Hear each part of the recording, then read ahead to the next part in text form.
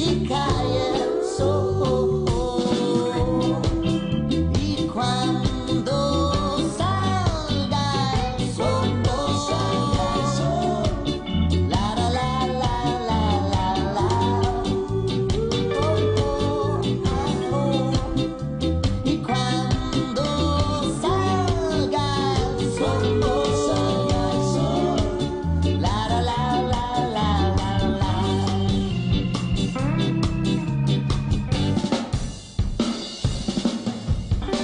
Vente conmigo y ya verás, y el tiempo dará igual.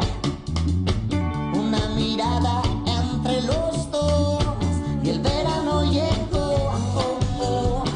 Así que ya déjate de abrigar, yo llevo el bañador. Ay yo, no lo pienses más. Now the road is gone. Y dime cómo esa nube llegó. Dime cómo nos encontró. Su época pasó solito. ¿Lo manejan él? Sí. Ok, vamos, listo, vamos a manejar. Manejemos. Yo no estoy en los medios, yo hago lo que usted me dice. Muy bien, arrancamos Salgan a Sol aquí en Radio H, en la radio de Homero Mansi. ¿Está bien? Esto está dado vuelta. Miren que lo vamos a acomodar ahí. Bueno, 20 y 10, ¿puede ser? A ver, sí, y 08. Arrancamos un programa más. Estamos hablando con Pablo Korblum, que es economista especializado en geoeconomía. Relaciones internacionales. Tengo un doctorado en relaciones internacionales. Ah, bueno, muy bien, con los que nos gusta a nosotros. Bueno, el amigo Marcelo Ramírez y ella. Lo de ella es un chiste interno. Alves García, ¿así? Alves García.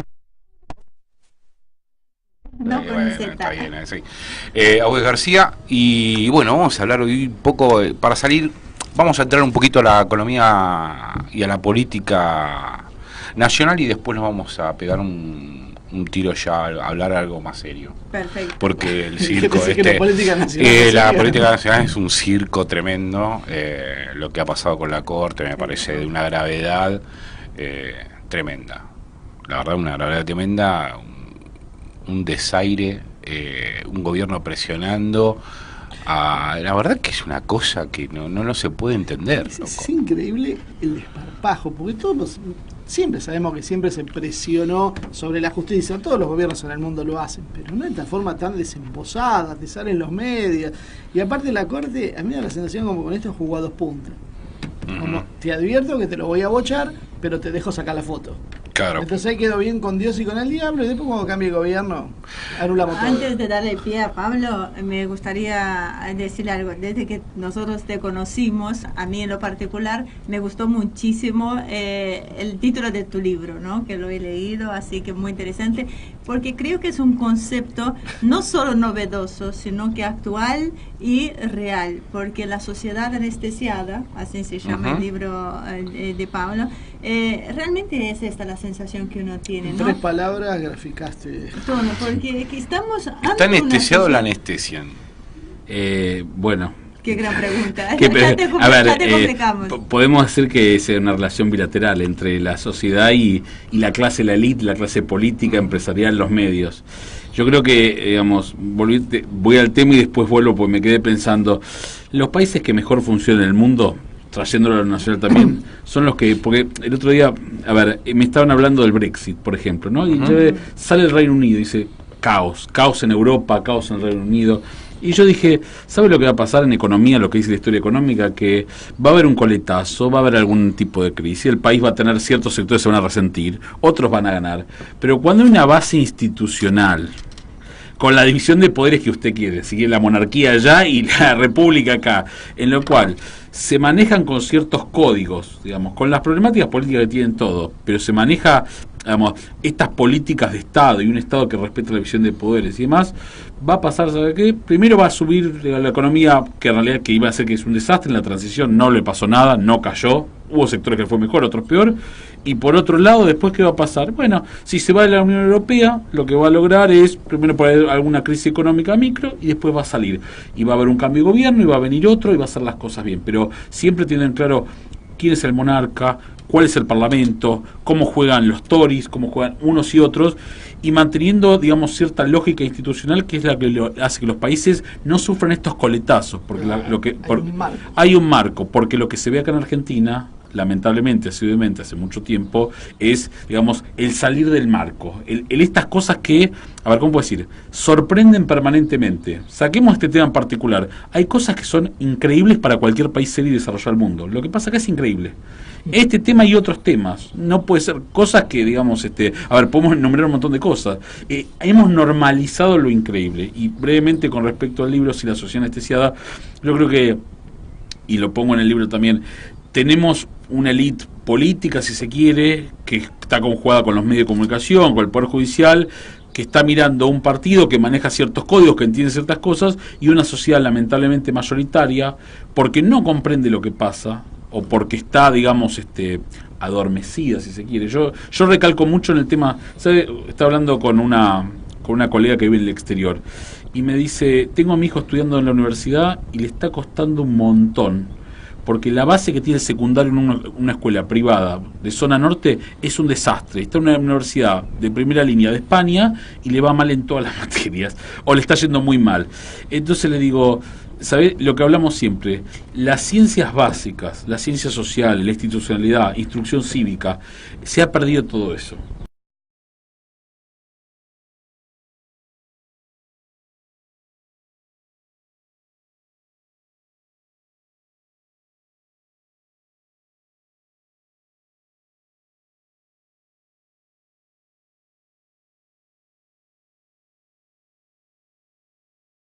En otro programa acá, que es la destrucción del Estado por dentro, ¿no? La implosión del Estado, digamos, de lo que está pasando en la Argentina. Yo creo que esto del marco tiene que ver con que en realidad lo están rompiendo los marcos porque necesitan destruir el Estado, ¿no?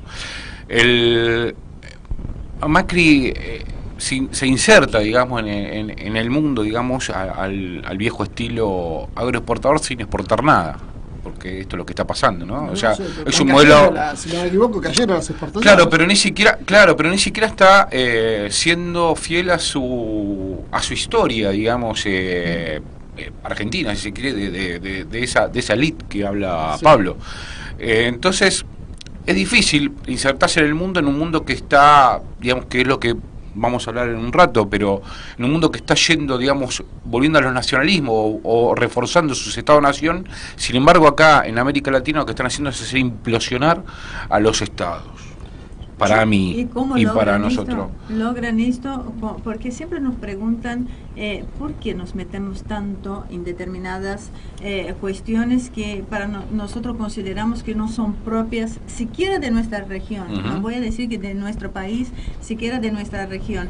Porque estas políticas, estos fenómenos sociales, que hoy son mucho más visibles, son mucho más claros, vienen para separar la sociedad, para que haya un conflicto entre las sociedades, y busca esto, la destrucción del Estado, porque claro, cuando el pueblo está de per se enojado, desunido, buscando el enemigo en el vecino, en el de al lado, buscando el enemigo en el hombre o en la mujer, eso es lo que termina. Estas políticas es lo que va a terminar. Hace 11 años ingresamos en este mundo maravilloso que yo digo de la geopolítica y que siempre lo comparo como un juego de ajedrez, ¿no? Que eso fue gracias a Marcelo, así que las chicas se van a enojar mucho, pero es una persona que lo admiro intelectualmente, porque gracias a él entré en este mundo, cosa que para mí era muy desconocida, o sea, lo tocaba muy de oído. Un embajador de China, en aquel entonces, ante la pregunta de Marcelo cómo veía Occidente, él dijo qué pensaban hacer, y él dijo algo que van a ser 11 años y todavía me acuerdo. Dijo, Occidente va a caer por su propio peso, por la decadencia moral que está habiendo en Occidente. Van a saltar 10 millones acá, sí, ¿no? Diciendo cuál es el límite de la moralidad. Nosotros no tenemos que hacer nada, es esperar nada más. Exactamente, y 10 años atrás, y cada vez está más acertado en este concepto, cada vez la furia se desata ante cualquier chispita con la población. Es un tema peligroso, un tema que tenemos que tener en cuenta. Yo me quedé en una cosa antes de empezar a meternos en estos temas de otra vez de las operaciones vamos a la economía psicológicas. Sí. Claro, yendo un poco a lo que estaban diciendo, yo creo que el problema acá que hemos tenido históricamente es que no tenemos una burguesía nacional. Tenemos apenas un eslabón de transmisión con una burguesía internacional. Me da la sensación que tendríamos que plantearnos esa posibilidad. Se está habiendo un debate sobre eso. ¿Es necesario tener una burguesía nacional o se puede saltar esa etapa? ¿Hacia dónde? Me da la sensación que en este contexto internacional es necesario alguien que por lo menos empiece a generar una acumulación. Creo que hoy no hay ningún país que esté avanzando con un programa netamente socialista, por más que sí sean socialistas como son los chinos, pero la propuesta es otra. Creo que a veces hay tiempos históricos para las cosas. Y en el caso nuestro, creo que el principal obstáculo que tenemos es eso. O sea, hasta Brasil tuvo, no sé si hoy ya tiene, porque después Lavallato la está pasando bastante mal, una burguesía nacional. Sí, igual yo no sé qué piensan ustedes, yo igual no creo en que, primero, la formación de una burguesía nacional. Por eso te lo dije, sí, en tus comentarios. Sí, no, yo creo que hay lo que tiene que hacer es el Estado tomar el modelo, para mí, en este caso argentino, no en el brasilero. El modelo de acá es un Estado, digamos, protagonista, empresario, digamos, ¿no? Ayer lo hablaba justamente. Eso es el modelo coreano. Claro, bueno, ayer lo hablaba justamente con Hernán Brienza. Y con Hernán lo que planteaba es, bueno, nosotros que no podemos, no te digo el Estado empresario de Perón del 45, ¿no? O el 46, digamos, ¿no? Con 300 empresas del Estado y nada. Pero la logística tiene que ser tuya, papá. O sea, ¿por qué? Porque lo privado por ahí lo puedo discutir, digamos, ¿no? Los recursos nacionales, los recursos naturales nuestros y la logística que sea nuestra, o sea, barco, tren, los resortes, digamos. Yo lo que te estoy diciendo es que vos necesitas una burguesía que genere negocios, que no la tenemos. No, obvio. O sea, en el mejor de los casos, vos fíjate, querés ponerte a fabricar celulares, ¿qué pasa? Te traen los celulares y te los arman en el mejor de los casos. Está bien, no da la escala para poder hacer, pero empecemos con algo, no empecemos con nada nosotros. Siempre, fíjate, en los últimos años nos movimos siempre con la misma dualidad. Abrimos el mercado, destruimos la industria interna. Cerramos el mercado, suben los precios y se ponen las cosas obsoletas. No logramos romper eso. Yo creo que es complicado. Que hable ahora no. A ver, ¿cómo lo podemos ver? Tenemos los ciclos económicos en la Argentina, uno trata en la economía que los ciclos sean cortos, digamos, las subas y las bajas, y tomo lo último que dijo Marcelo, digamos, abrimos la economía, cerramos la economía, digamos, sube la tasa de interés a la nube, bajamos, compramos el dólar, digamos, lo ponemos la convertibilidad en 1 a 1 porque viene la hiperinflación, y digamos, y todos esos ciclos económicos, esos golpes, para lo que es la clase media, que es la base de todos los países, son golpes muy difíciles. La clase baja tiene que tener las herramientas de educación y capital financiero y humano para ascender a clase media. Y la clase media tiene que ser, dentro del capitalismo, competitiva para, digamos, generar un mercado interno y para hacerlo afuera. Y para eso hay que ayudarla, hay que subsidiar algo, algunas cosas, darle acceso a otras. Y la clase alta tiene que acumular capital y tiene que ayudar, derramar, pero también crear riqueza. Y para eso necesita la clase política que distribuya la riqueza, sobre todo en la puja de intereses de los grandes hacia abajo. Todo eso en Argentina no se suele cumplir nunca,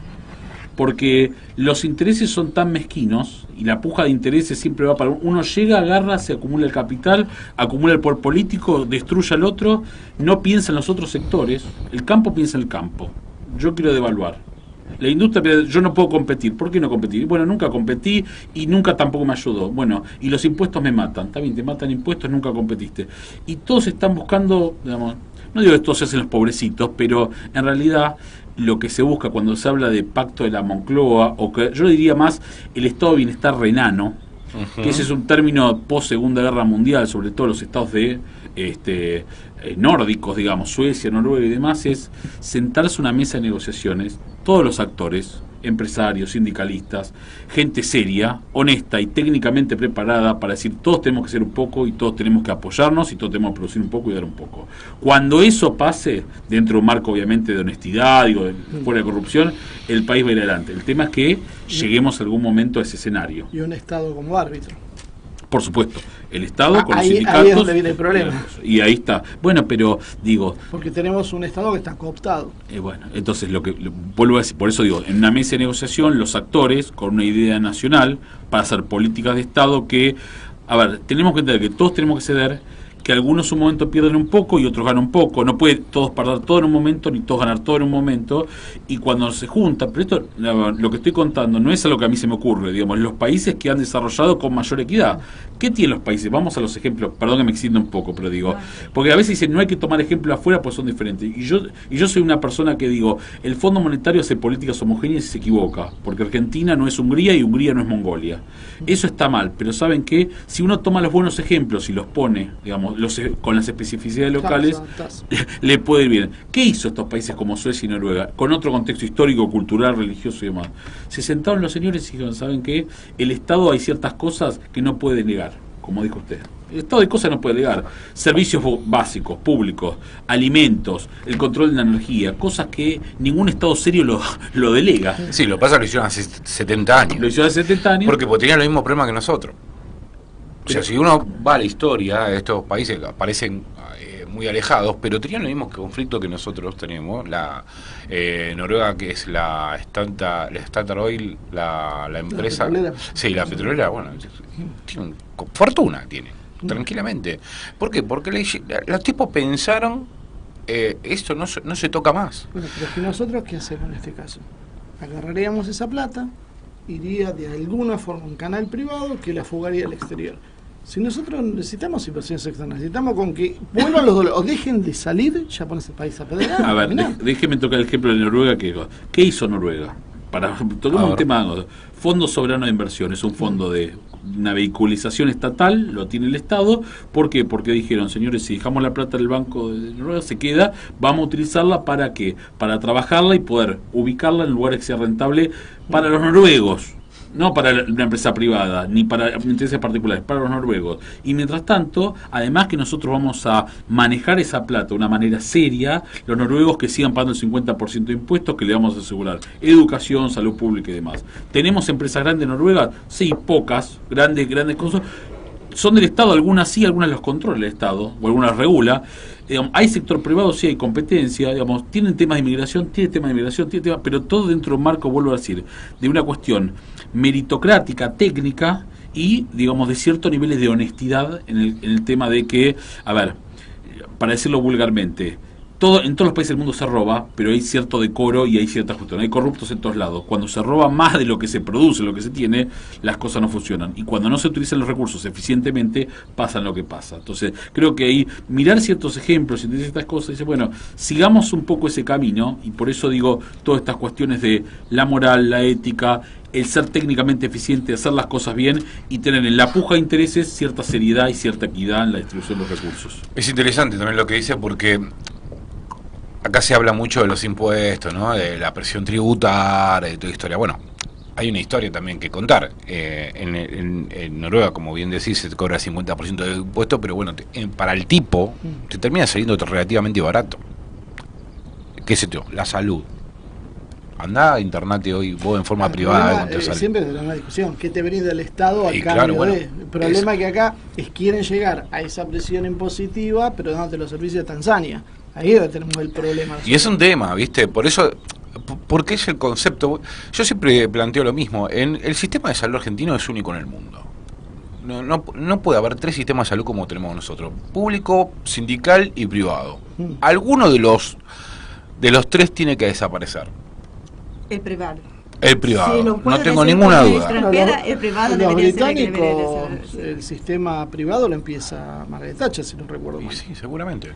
Pero en España, por ejemplo, el básico, esto me lo podrás mentir, tenés un básico que es buenísimo, el sistema público.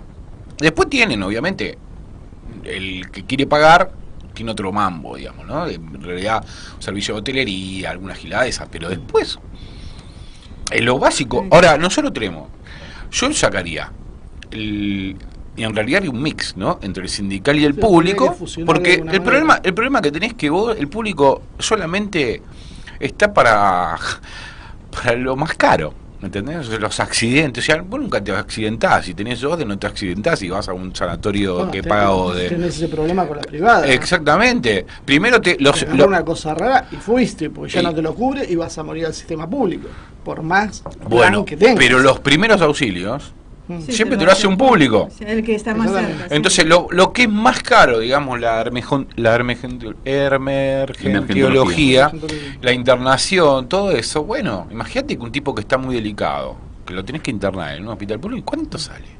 No. Y además, en lugares, digamos, que no están hoy. En teoría, creo que debería facturárselo eso. Sí, se lo factura. Pero no sé si se cumple o no se cumple. Sí, se cumple. Lo que pasa es que es a los premios. Porque también es un negocio, claro. El manejo de la guita hoy con las tasas del 75%, escuchame, nadie te paga. Dentro de 6 meses y ya. Porque esto también es un tema, ¿o no? Sí, vos querés decir algo, pero lo que voy a decir es... No me dejan, lo que digo es sí, todo muy lindo, pero digo, con la tasa del 75%, porque digamos, también está el otro tema. En la puja de interés esta que hablaba, la tasa es 75%. Digamos, a ver, ese caso de gente que cuando te pagan un trabajo 2 días más tarde es porque la plata está al banco, no porque no llegó en la logística, la motito a pagarte, el cheque. Un 75% entre bancos, ¿no? Si nos vamos a prestar, nos van a prestar a nosotros, estamos hablando del 100, 120 o algo de eso. Pero es una cosa que yo nunca, por ejemplo, entendí, es porque vos depositas en un banco y se acredita a las 48 horas. Estamos funcionando igual que en la época que no existían las computadoras. Alguien se está tragando esa plata en ese momento. Sí, son el tema financiero tiene que ser revertido tajantemente. No se puede trabajar más con guita. O sea, yo no me calculo, pero de guita debe haber inventada. Sí, un montón. Debe multiplicar 3, 4 veces lo que hay, ¿o no? Lo que pasa es que quizás uno está también, gracias Pablo, de que tenía que ser caballero en este lugar y darme la palabra. Uno... Es que vos agarrás la palabra y no... No, lo que pasa es que hay 2 puntos que no quiero desfasarme, que dijo Pablo y que dijo Gustavo. Uno, él dijo, tardaron 70, Noruega tardó 70 años en llegar a lo que es. Y Pablo habló, bueno... hay gente un poco honesta todavía en el mundo, aunque robe en todos los lugares del mundo, hay un límite en lo que hace. Yo creo que son 2 puntos que no tenemos acá. En el sentido de que hay, como él dijo, hay picos económicos. Acá en la Argentina lo noto aún más que en Brasil. O sea, nosotros podemos pasar de etapas malas, peores o buenas, pero no tenemos estos picos que tiene Argentina. Argentina, por ahí tenés un veranito de 8 años y de repente... Si uno tuvo suerte, de repente se te cae, que te explota, te hace moco, porque es así. Entonces, esta oscilación es lo muy difícil de controlar. Y el tema de la naturalización de la corrupción, porque también hay una cosa que es real, es como que está acá en nuestros países está como más naturalizado ese tema de la corrupción. Sí. Déjame contar 2 cosas relacionadas al sistema financiero y a la situación argentina. En cuanto al sistema financiero, yo creo que gran parte de las problemáticas del sistema capitalista de los últimos 150 años, bueno, está escrito en el libro de Historia Económica, es el desfasaje entre la economía financiera y la economía real. La economía financiera ha crecido a tasas enormes porque es mucho más rentable por la plata del banco, digamos, ha habido burbujas financieras, plata que son billetes que no existe, digamos, traslado electrónico que no hay, las grandes crisis del capitalismo, escrito por ejemplo, autores como Rapoport, que son los grandes autores de historiadores económicos de Argentina, la crisis del 30, la misma, la del 73, la del 2008, son problemas cuando la economía financiera está está disasociada totalmente con la economía real. Digamos, lo vemos, a ver, para explicar a la gente en un caso real. Uno va a Panamá y ve grandes torres de edificios que es plata circulante, que muchas veces es ilegal, que lo que se pone ahí es para ¿qué? Para producir, para hacer, no sé, una fábrica, alguna corporación, un servicio, no, simplemente para poner la plata ahí, y es plata que, digamos, ¿de dónde viene? De crecimiento de la economía, plata de bancos que hay que colocarla en algún lado, que crece sola, pero no tiene su correlación con los bienes y servicios. Y lo que pasó, por ejemplo, en la última crisis de 2008-2009, ¿qué fue? Digamos, se prestaba plata, digamos, a nivel internacional, digamos, a tasas enormes, a gente que no tenía la posibilidad de repago, porque, digamos, si a una persona que tiene un sueldo, pongamos en España, de 1.000 euros, se le presta 500.000 para alguna plaza enfrente de la playa, ¿Qué cálculo racional, analítico, económico se hizo para ver en qué posibilidad lo va a devolver? No, lo que era peor. Era maravilloso porque te vendían el piso, como ellos le llaman. Sí, con el mueble. Los muebles también. Con los muebles y las vacaciones te incluían mucho más de lo que... No, y yo tengo el padrino de mi hija vive en Barcelona y él me contaba que, por ejemplo, BMW te lo vendían 100% financiado. Sí, te lo pagaban y después uno lo... O sea, claro, Alemania cuando recogió las redes se llevó puesto todo.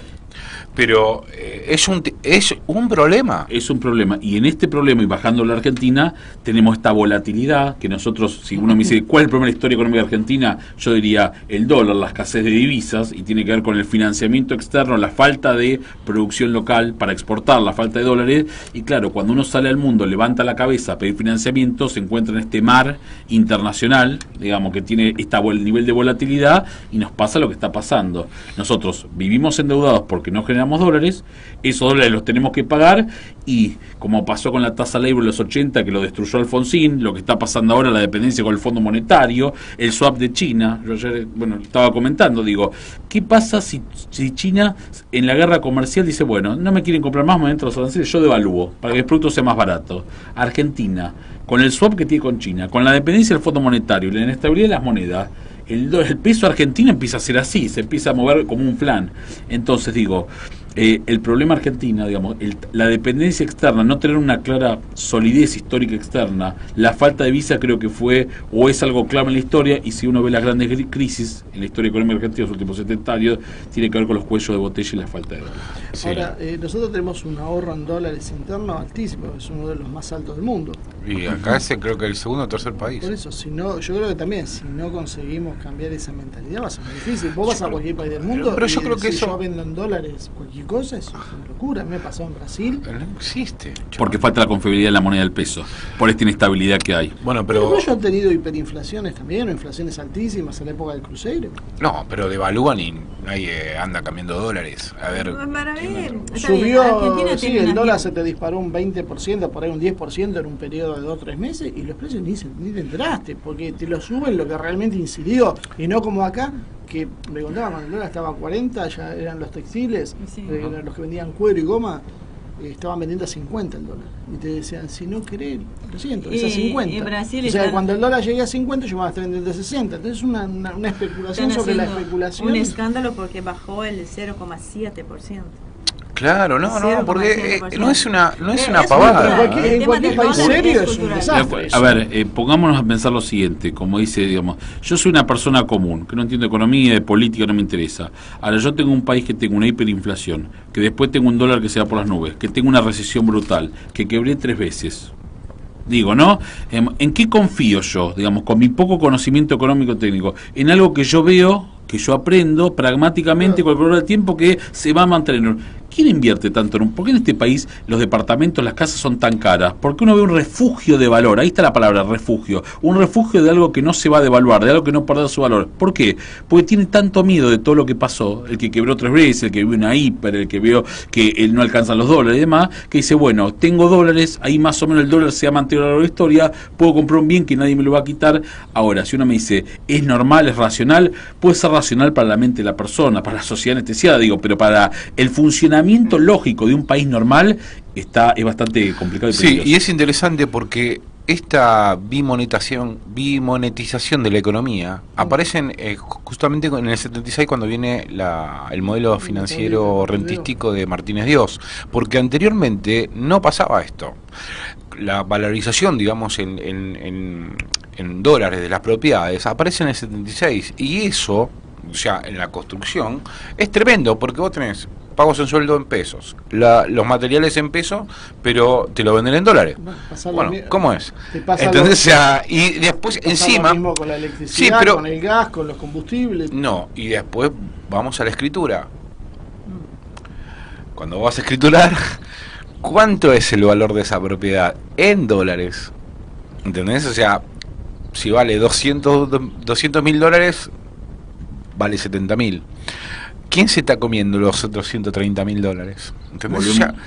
Y es un tema. Volvemos ¿entendés? a la puja de intereses, volvemos que en un momento en los 90 los importadores se favorecieron, después los exportadores, el que puede compra dólares y fuga, que no es Doña Rosa, sino que entonces dice, bueno, en algún momento cuando pare el aluvión yo no voy a traer los dólares, pero sí voy a manejarlo. Digo, es muy complicado. Y cuando hablaba Marcelo de la burguesía nacional, por ahí uno puede ser más socialista, más capitalista, lo que está diciendo es en realidad que el empresario o el que mueve la economía en un sistema capitalista, digamos, entre Estado y privado, no tiene confianza en este país, o la confianza que tiene no es de largo plazo, no es a 30 años. Para lograr un vaca muerta a 30 años hubo que remar bastante, y todavía no mucha gente entiende por qué se está tratando y la importancia de largo plazo, porque acá lo que tenemos son políticos que están 4 años y aprovechar al máximo, ponga lo que quiera, esos 4 años, pues después no saben si vuelven. Empresarios que saben, esta es la buena, el dólar está barato, o gano ahora los dólares, o exporto ahora, y después ya no más, porque el próximo gobierno me tiene una ley que me va en contra de mí. Trabajadores que no saben si llegan a fin de mes porque están detrás, digamos,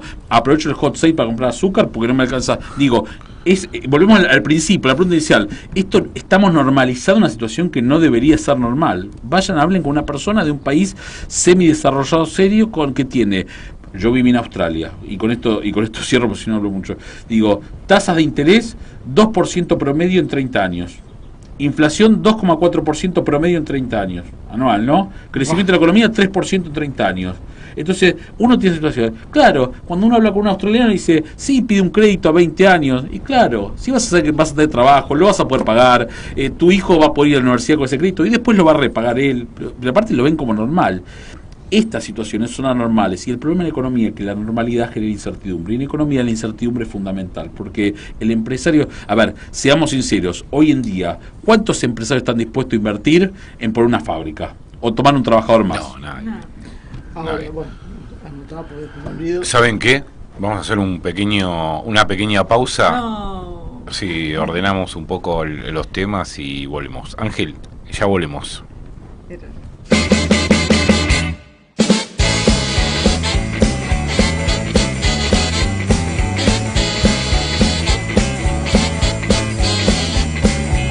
Él era un hombre muy especial, sencillo de nunca aflojar. Él me trajo hasta este lugar para su vida poder completar. Me enseñó a luchar y luchar, a seguir por el buen camino. Nada lo hacía más feliz que cantar y tocar a morir.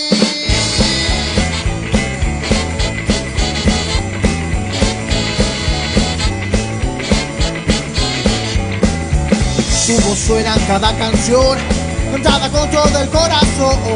En sus calles de tierra nació y que nunca abandonó. Viviste tu vida fiel, nunca supiste detenerte. Te jugaste por tus sueños sin importar lo que digas.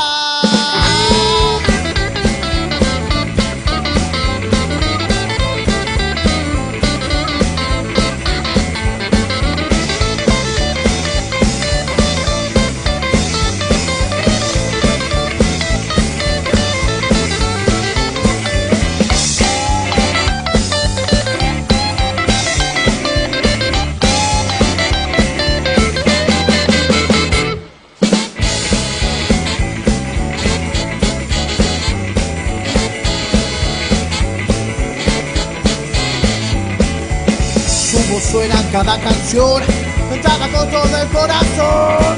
En sus calles de tierra nació y que nunca abandonó. Viviste tu vida fiel, nunca supiste detenerte. Solo quiero cantarte así, imagino escucharte decir: yo estaré para verte. Yo estaré para verte. Yo estaré para verte.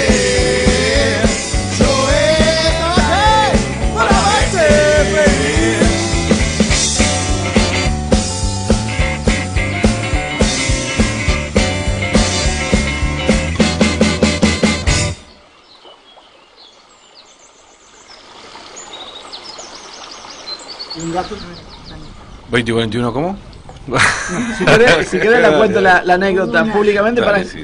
Porque en realidad la idea viene por otro lado. Pues estábamos hablando acá en el corte sobre por qué tenemos inflación. Ajá. Y bueno, todos creo que coincidimos en que el tema de que el déficit fiscal y las teorías monetaristas son una payasada, básicamente, para distraernos de la verdad que es la concentración de precios. Sí, obvio. Entonces contaba una anécdota que una vez una nutricionista de una empresa de alimentos balanceados estaba explicando algunas características de los alimentos. Esta empresa de alimento balanceado, y esto fue antes del 2000, ¿sí? Fue en 98 más o menos, que vinieron, que fue el auge de los alimentos balanceados para los animales. Hasta entonces, en el 92, 94, no había. Esto fue un auge de alimentos balanceados y toda la gente masivamente empezó a comprar y a tener la mascota con alimentos balanceados. Se empezó a copiar el modelo de Estados Unidos. Básicamente la gente le cocinaba al perro. Bueno, entonces le pregunto, ¿por qué el alimento de balanceado de gatos es mucho más caro que el de perros por kilo? Si la diferencia, básicamente la proteína, que es lo caro del alimento, era un poco más alta, pero no justificaba esa diferencia. Entonces me dice, no, pues nosotros calculamos lo que piensa gastar el cliente, lo que está dispuesto a gastar. Entonces si un cliente va a gastar 50 pesos por día y tiene un gran danés, el precio del alimento va a ser más o menos para que ande por ahí. Y si el tipo tiene un gato, también está dispuesto a gastar 50 pesos. Entonces le vamos a subir el precio del alimento para que gasten lo mismo. O sea, el costo no tenía absolutamente nada que ver con el precio final que iban a fijar. Era básicamente la expectativa que ellos tenían del cliente. Y creo que toda la economía más o menos se rige de la misma manera. Sí, es un modelo de negocio de la empresa. Contra eso no puedes hacer nada vos. Bueno, porque ellos eligen de comer. La llegada de esta empresa que ocasiona... Y eso funciona en las 2 o 3 empresas que manejan el mercado. Eso funciona en los animales como en los humanos. Pero esta empresa absorbió todos los pequeños alimentos, fábricas de pequeños alimentos balanceados. Sí, Royal Canin. No, Eukanuba. Ah, Eukanuba, bueno. Ahí está, se fundió. IAMS en realidad es la compañía. IAMS es la compañía. Pues bueno, ahí tenés 3. Tenés Purina, tenés Royal, tenés... Sí, pero Plan, bueno, son todas las mismas. Todas las marcas pertenecen a alguna de las 3. Y pusieron fábricas donde se necesitaban 50 personas. De la automatización, y estoy hablando de cuánto, hace casi 20 años atrás. Sí, una fábrica en Santa Fe, hace cuántos millones metieron, y de ahí inclusive exportaban. Pero la verdad, y eso es otro tema para hablar. Es más, sí, y te voy a contar alguna... Vos sabés que yo trabajo con veterinarias y lo que hacía Royal Canin era muy interesante, porque el alimento lo fabricaba acá en la Argentina, sí. Digamos, el bocadito, digamos, con el que alimentan, ¿no? Pero el papel, el envoltorio, lo importaban desde Francia. Entonces fugaban la plata, o sea, se hacían importar. ¿Por qué no fabricaban el envoltorio acá? Más caro el papel que el alimento. ¿Entendés? Entonces mandaban la guita afuera. Pero esto pasa porque el Estado argentino no controla a nadie. Acá no controla a nadie. Acá te ponen precios esenciales y si no tienen un inspector. ¿Me entendés?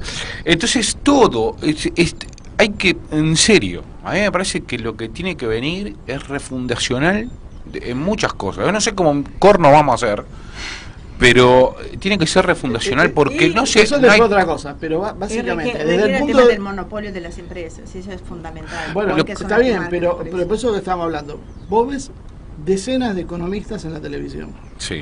¿Cuántos ves que te digan, no, pero el problema de la inflación no es un problema evidentemente monetario? Porque todos te dicen eso, es absolutamente transparente, es repetitivo, hasta el hartazgo. No hay uno solo que se le ocurre decir, no, pero veamos el tema de los monopolios, porque si yo soy el proveedor de lácteos... No, porque está el otro, si no es el monopolio, o sea, si es un problema monetario o es un problema de distribución.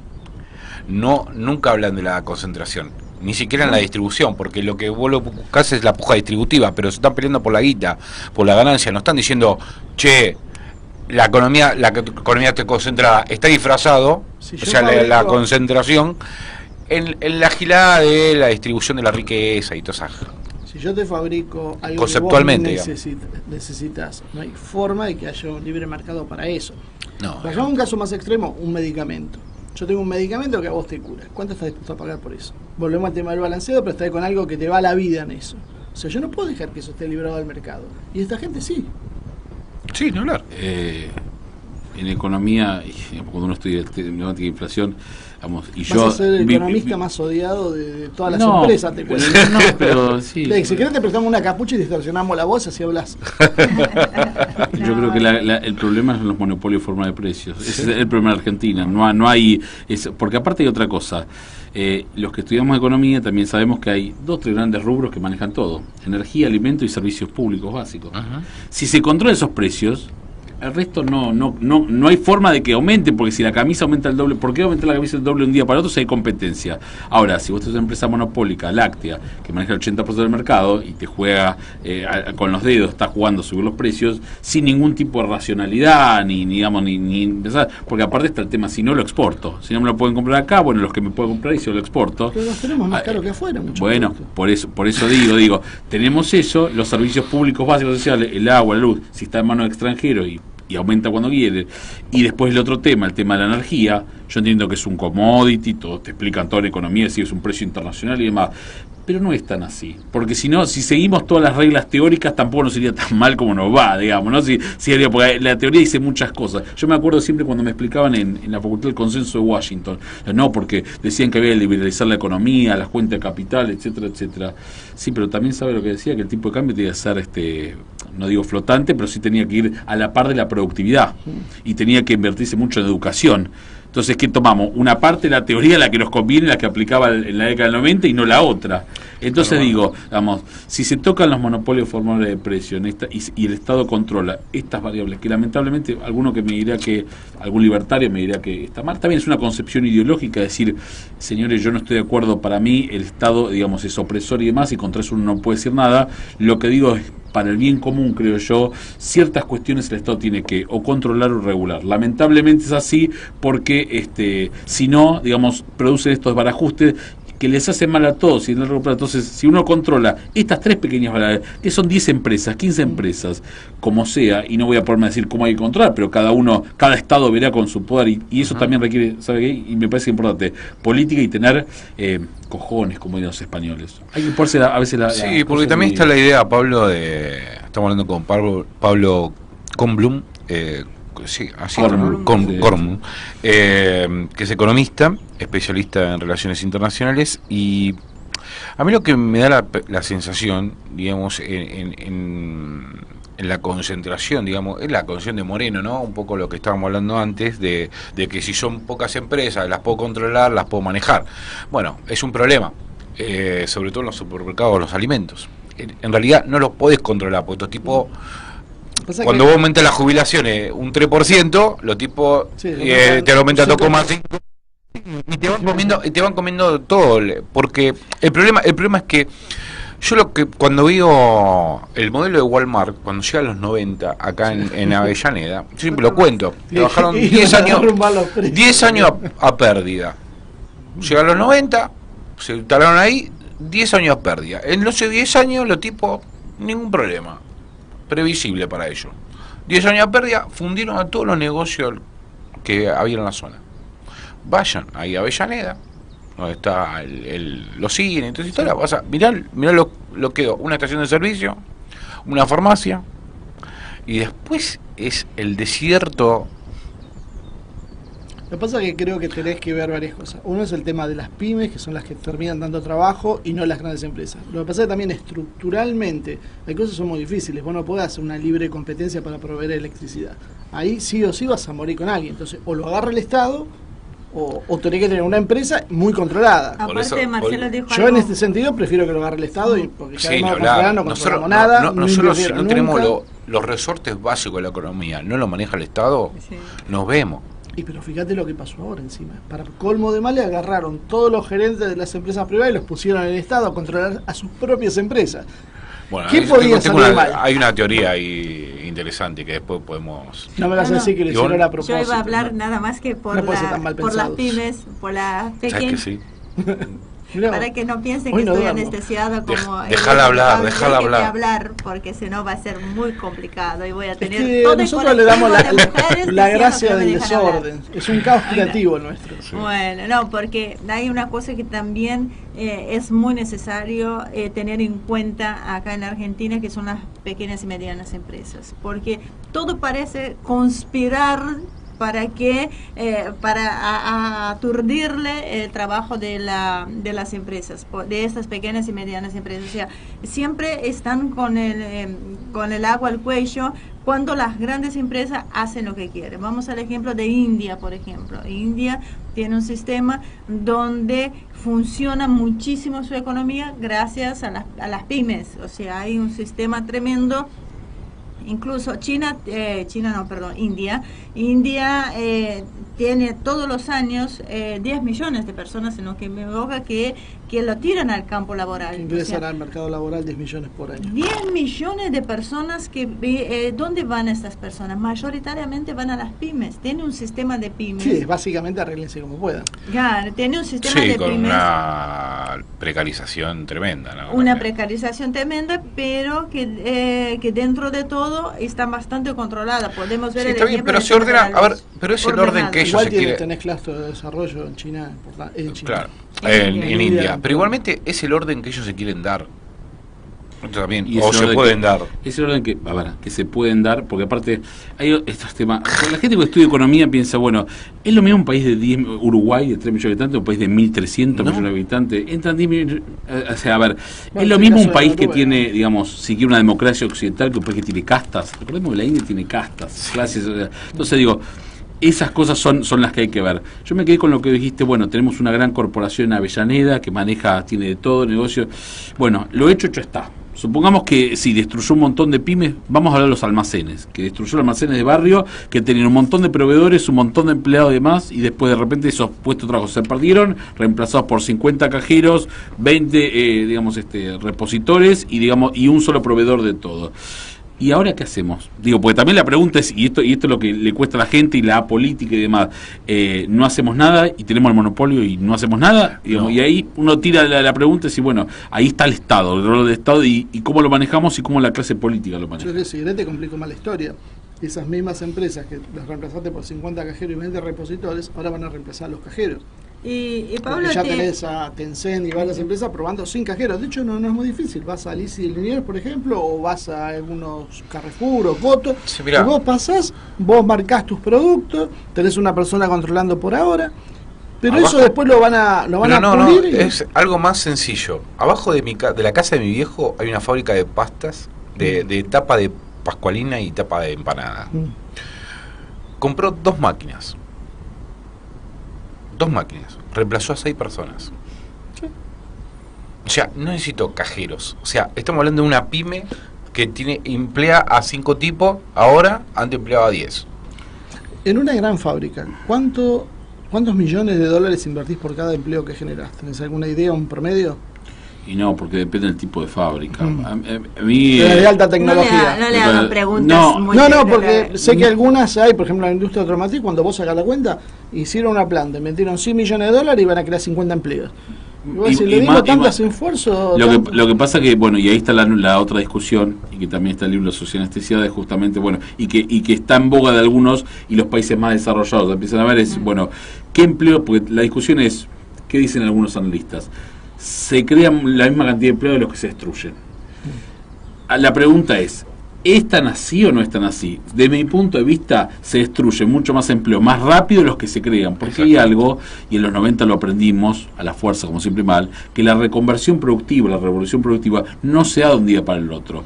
A la gente, a los 100.000 empleos estatales que borraron de un plumazo de un día para el otro con las privatizaciones, enseguida no supieron cómo manejar un taxi, y estoy hablando de un tema sencillo, manejar un taxi, vender un teléfono celular, Por eso en kiosco. ponerse un kiosco, remis. un remis, no iban a ser ingenieros electrónicos que iban a poner una antena para una empresa de celular nueva. Entonces digo, digamos, yo creo que los países, digamos, vamos hacia un mundo, una globalización, digamos, si se quiere, tecnificada, con empleos de calidad o diferentes, yendo más hacia los servicios. Fijémonos las tendencias de los países desarrollados. La gente que estudia ahora turismo, enfermería y demás, dar servicios, poca mano de obra para lo que es la manufactura, y dejárselo a otros países y dar empleo, o tratar de vender esos servicios de calidad, o tener ese tipo de economías. La pregunta es, ¿podemos dejar que el mercado, a la buena de Dios, como pasó en los 90, se encargue de, digamos, creando nuevas universidades rápidamente y que la gente se ocupe, o tenemos que tener una guía estatal, un Estado que guíe y diga, bueno, señores, la cosa va a cambiar? Déjame decirte algo cortito.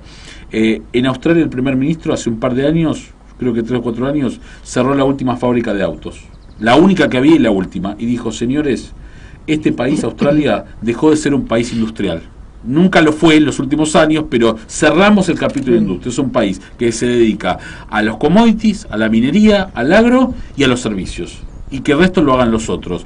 Pero para eso, ¿qué hicieron? 20 años de política de Estado diciendo a la gente, señores, digamos, los trabajos rudimentarios, repetitivos, estructurados, la manufactura de bajo costo y más, que lo hagan la gente del sudeste asiático, los tailandeses, los vietnamitas, los laosianos. ¿Se entiende? Digo, hay una política de Estado 20 millones de habitantes. Con 20 millones de habitantes, y ahí volvemos al tema. Entonces, es complejo, digo, pero digamos, el Estado tiene que estar para hacer esta guía de estas cosas, porque se deja la buena de Dios, la gente, digamos, no tiene cómo insertarse, no tiene cómo saber, no tiene cómo insertarse en este nuevo mundo. Sí, lo entiendo perfectamente para Australia.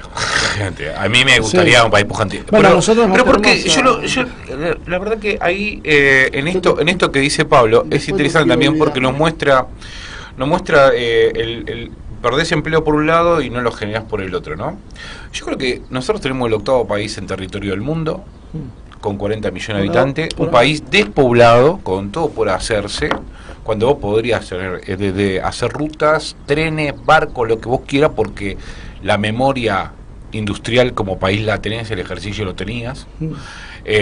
La gran bronca que nos quedó, al menos que son las que somos peronistas como yo, en el 55, no poder romper con la matriz agroexportadora del siglo XIX, fin del siglo XIX, principio del siglo XX, y no poder dar ese vuelco, ¿no? Y yo creo que es difícil hoy al argentino no hablar de industria. Por eso el modelo australiano, creo yo que cada cual debe buscar su propio modelo, ¿no? A mí me parece que es interesante también lo que plantea él, porque es un Estado que le habla al tipo y le dice, muchacho, es por acá, ¿no? Ahora, no es lo que pasa acá, porque acá te dice, es por acá. Acá no dice nada. Acá es por acá.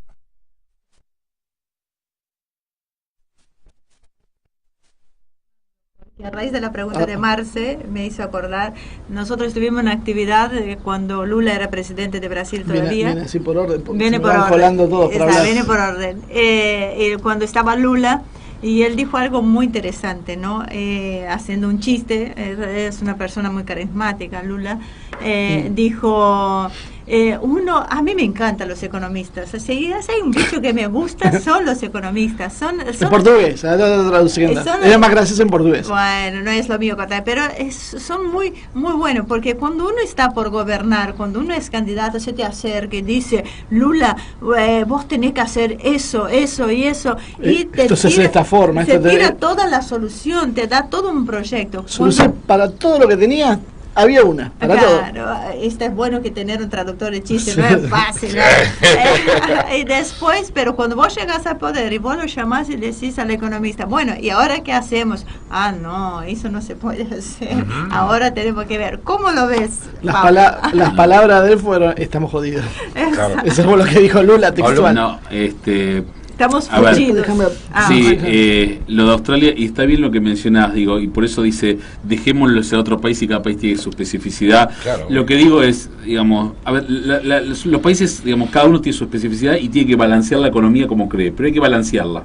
Digamos, y balancearla implica, digamos, saber sus fortalezas y debilidades, y que, digamos, Australia haya decidido no producir más industria por su situación geográfica, porque está al lado del sudeste asiático, que tienen toda la máquina industrial. Es lógico que lo hagan. Ahora, nosotros es lógico, teniendo países vecinos que históricamente se han sido más retrasados en industria de punta, de tecnología. Doy un ejemplo.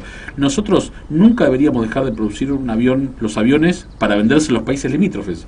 digamos, habría que tener, y te doy un ejemplo así, una industria, digamos, aeronáutica, digamos, de creación de aviones civiles y militares nacional, a lo largo de la historia, protegida, con tecnología, con gente capacitada, y tendríamos que haber, en vez de haber dejado y abandonado la situación, que esa gente, esta industria, vendérselo con una política de Estado, de subsidios, si se quiere, de protección. No le vamos a vender a la Boeing aviones, no le vamos a vender a ¿cómo se llama?, a Europa, pero sí le podemos vender a Bolivia, le podemos vender a Uruguay, a Paraguay. Vendemos satélites. Bueno, vendemos satélites. Embraer hizo algo así, también que ahora ya son capitales norteamericanos. Bueno, pero sí, una industria, pero lo que quiero terminar es que se puede si uno tiene política de Estado a largo plazo, que no abandona, que sabe balancear la economía. Nadie dice abandonar el campo, pero digo, no dejar a la industria abandonada, proteger a los trabajadores, capacitarlos, educándoles y darle posibilidades de que ellos puedan invertir y tengan sus pymes, digo, balancear. Pero eso, ¿quién lo tiene que hacer? El Estado, digamos, dando ciertas políticas.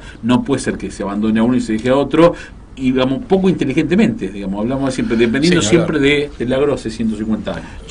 Yo quería comentar, la otra vez estaba escuchando una charla, era de geopolítica básicamente, ¿no?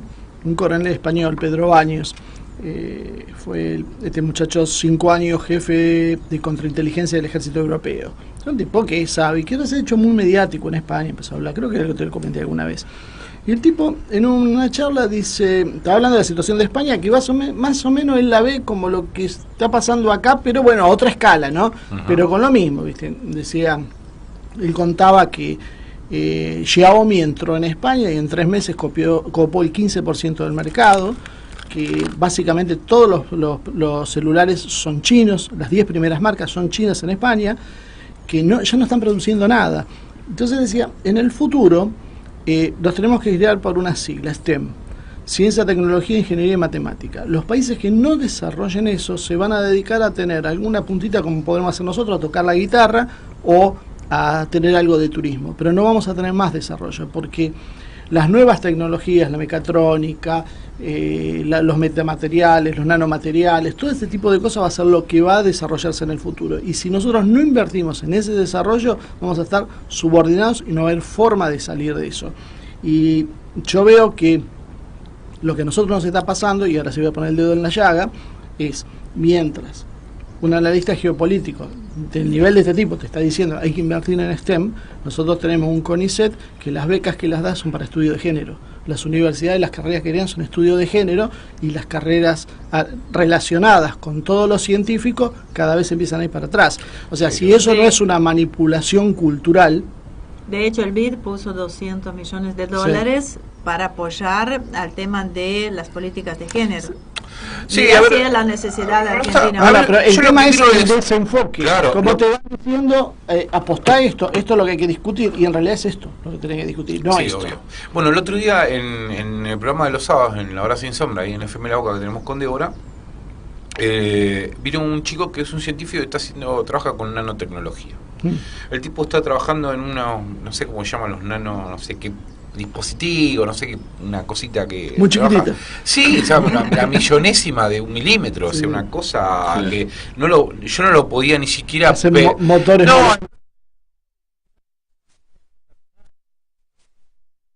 Y básicamente esos motores son... Claro, pero era de grasa, y el tipo estaba desarrollando para un determinado tipo de cáncer de piel. ¿Por qué? Obviamente, vos tenés cáncer de piel en una parte, digamos, y cuando tomás la medicación, la toxicidad te va por todo el cuerpo, y en realidad lo que estaba fabricando era algo que se ponía, era localizado, y entraba a través de estos nanobots. Claro, nanobots. Pero la concepción del tipo, y hacía 1 año y medio que no le depositaban la guita a un tipo entonces ¿cómo estás laburando? Che, vos tenés tal reactivo, pasámelo. O sea, es de onda. Entonces, ¿cuál es ¿cuál es el presupuesto dedicado a eso? No lo Nada, sé. porque aparte ni siquiera son cifras fabulosas, Cuando vos ves 50 millones de dólares, una cosa, aprendiendo del extranjero, planes quinquenales chinos, los últimos 3. ¿Cuál es, entre los 10 índices más importantes? Índice de patentes, índice de investigación y desarrollo. Estás hablando de esto. Tiene que tener mínimo, dice China, dice, bueno, ahora en el último, el 2011-2015, 3% del PBI dedicado a patentes. Tantas patentes por habitante, tiene que ser. Pero aparte, no estoy hablando de que lo dijo un secretario de cuarta línea, política de Estado entre las 10 primeras, ciencia y tecnología, patentes, digamos. A ver, la guerra de Trump con, digamos, la guerra de Estados Unidos, claro. ¿Qué es lo que se está hablando, además de los 400.000 millones de dólares que pierde? Está diciendo, ¿qué le dijo? Y salió en todos lados, no estoy diciendo yo, dijo, ¿sabes qué? La transferencia forzada de tecnología no va más eso. Y si vos me estás al mercado financiero, me estás diciendo que no me dejas entrar a lo que son tus políticas de Estado. Entonces, digo, acá hay una cuestión de la geoeconomía y la geopolítica que son muy importantes, que la gente no ve. Cuando se habla de ciberdefensa, todos lo miran como algo esotérico, es lo que se está hablando. Cuando se habla de los drones, cuando se habla de los satélites, cuando se habla de la base satelital china en Neuquén. Yo, a ver, voy a decirlo de esta manera, yo me dedico a la geopolítica. Tengo un nivel de preocupación, digamos, en términos de, me preocupa el chico que no tiene para comer, pero digamos, viendo mi profesión, digo, ¿no? Que es de largo plazo, que también nos va a afectar, siendo la región norte de Estados Unidos, históricamente la doctrina Monroe, y teniendo a China, y el avance ruso que se ve con gran, digamos, vehemencia, y Putin está muy contento, y Putin va a estar varios años más, y sus laderos más, y Xi Jinping y todo el partido va a ser en la región, y lo que está pasando en Venezuela, digo, tenemos que tener mucho cuidado en términos geopolíticos de cuidado de nuestro territorio y sobre los recursos que en realidad nos corresponden según el Tratado Antártico, digamos, en nuestra área de influencia en la Antártida, digamos. Estamos perdiendo soberanía. Y esto es fundamental, por la soberanía, que son recursos. Los recursos, ¿qué es? Los alimentos, la biología, la biotecnología, todo es lo que nosotros, de nuestros hijos y nuestros nietos. Y me parece que eso, lamentablemente, con la coyuntura, el parche, el candidato si viene de un lado de un partido, quién va a ir primero en la lista, nos hace, y esto es una recurrente en Argentina, nos hace perder de fondo las cosas importantes. Yo te digo, yo voy a ser más directo en ese sentido. Creo que tenemos una clase política que no tiene idea de lo que estás diciendo, pero no tiene idea, cree que no tenemos hipótesis de conflicto. Yo esto lo he discutido años anteriores. Equivocado, sí, obvio. Me decía, pero tenemos parte del territorio ocupado, tenemos la Patagonia despoblada. No, porque ellos tienen una visión, creo que naif de cómo funcionan las cosas. Yo tengo los derechos, es mi territorio, listo, no hay ningún problema. Nunca se pueden imaginar que de alguna forma te pueden llegar a sesionar ese territorio, te lo pueden ocupar o te lo van a desestabilizar de alguna manera para quedarse con tus recursos. Pero lo más grave es, viendo lo que pasa en Venezuela, tampoco hace ruido. Porque digo, ¿saben? Algún político se puso a ver la distancia que hay desde Misiones o el punto más alto del Chaco hasta el sur de Venezuela, 3.000 kilómetros. Nada. Saca la vuelta. Bueno, y estamos hablando de una potencial guerra entre las tres principales potencias del mundo, Rusia, China y todo eso. Sí, hay que mirarlo eso. A mí lo que me llama la atención de Venezuela, ¿no? Cómo está jugando, digamos, la guerra comercial. Para mí se está desarrollando acá en América Latina. No sé si coinciden conmigo, pero calculo que, bueno, para mí, que no. Ya te voy a decir por qué. Está bien, bueno, okay. Para mí se está desarrollando, se desarrolla ahí. Y no se da, casualmente, porque el gobierno de Maduro la batalla cultural la tiene ganada con el pueblo. O sea, tiene la Fuerza Armada, lo reconocen a él, la justicia lo reconoce a él, la batalla cultural está ganada porque es la verdad que emana del poder, la emanan las instituciones. Entonces hay que entrar ahí. Esa es la teoría de Rimizán, que él dice que están aplicando, que Estados Unidos aplicó la doctrina Ramsey Zebrowski en Medio Oriente, fracasó por la actitud de China, Irán, que se lo frenaron, qué sé yo, y el nuevo plan estratégico del Pentágono es hacer lo mismo en América del Sur. En América, en realidad, él dice América Central y Caribe, pero desestabilizar Venezuela, con una Colombia que hace más de 50 años que está con un problema con la guerrilla, con un norte de Brasil que está a la buena de Dios, porque es pobre, es violento.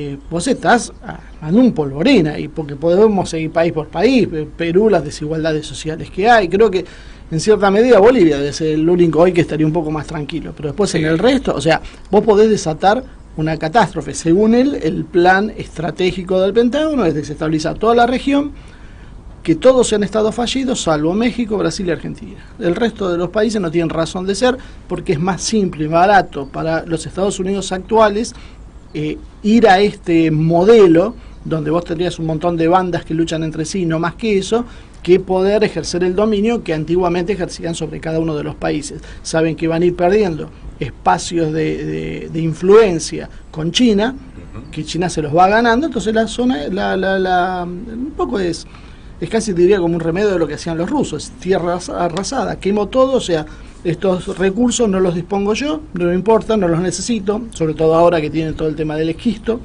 del fracking, pero para mí lo más importante es controlar esos recursos y que no vayan a manos de China. Entonces a partir de eso le voy dinamitando todas las horas. ¿Y por qué no Rusia ahí?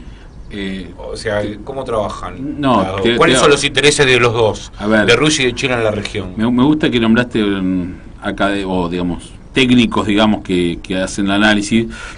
Por ahí, si nos guiamos por la historia reciente, se nota una pérdida de poder norteamericano. Uno puede decir, sí, yo estoy haciendo las cosas mal porque quiero que se destruya todo, pero algo que nombraste es verdad. El avance ruso y chino es real. Eso es pragmático, es económico, es geopolítico, es un avance real. Pensemos en Crimea, Ucrania. Rusia dijo, es mío. No la convención, que yo, la OTAN, ¿se sale de acá? Es mío. Es mío. Siria, entró Putin. A ver, el ISIS estaba a 100 kilómetros de Bashar al-Assad. Y prometía lo primero que hacía era cortar la cabeza a él y de la familia. Lo que pasa es que eso empieza con la política de Estados Unidos, cuando se caga en la OTAN y va y hace la primera, ¿no? Está bien, pero digo... Y empieza, da el ejemplo también. Entonces después pero el tema es de la real política. Claro. Entonces está Ucrania no, Siria, Rusia lo mantiene, Corea del Norte agarró a los chinos y le dijeron, sí, que todo bien, juntate, es un títere, ¿no? El presidente de Corea del Norte, y lo maneja China. Avances de guerra, digamos, de amenazas y demás.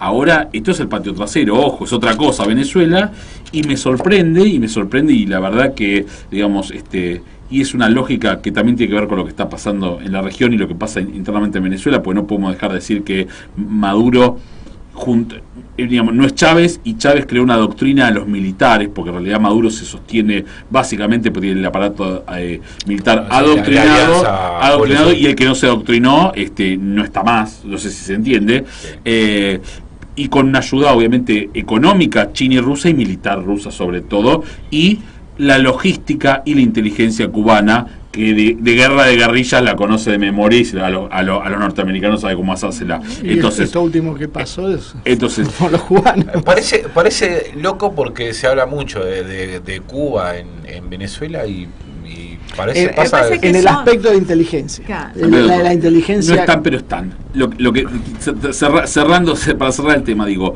que Rusia haya, digamos, que Putin está diciendo a Venezuela no lo toquen, cuando América, la doctrina Monroe de 1830 era impensable, inimaginable. Los problemas del viejo mundo son del viejo mundo, los nuevos mundos son de los Estados Unidos, 1830. Entonces, que se mete y diga a Venezuela no entran porque nosotros no nos van, pues lo están diciendo así indirectamente, es algo que habla del debilitamiento de los Estados Unidos y la injerencia de estos poderes que les encanta, digamos, a Putin le encanta esta guerra de 10.000 kilómetros, tiene un costo cero, electoralmente mucho rédito. Digo, a todo esto, ¿y nosotros dónde estamos? Nosotros creamos perdón, que me vaya a la Argentina, ¿no? Ahora de nosotros hay un Mercosur, hay una UNASUR, de un día para el otro, ahí está la solvencia de las instituciones latinoamericanas, sudamericanas y la Argentina. La UNASUR no me gusta.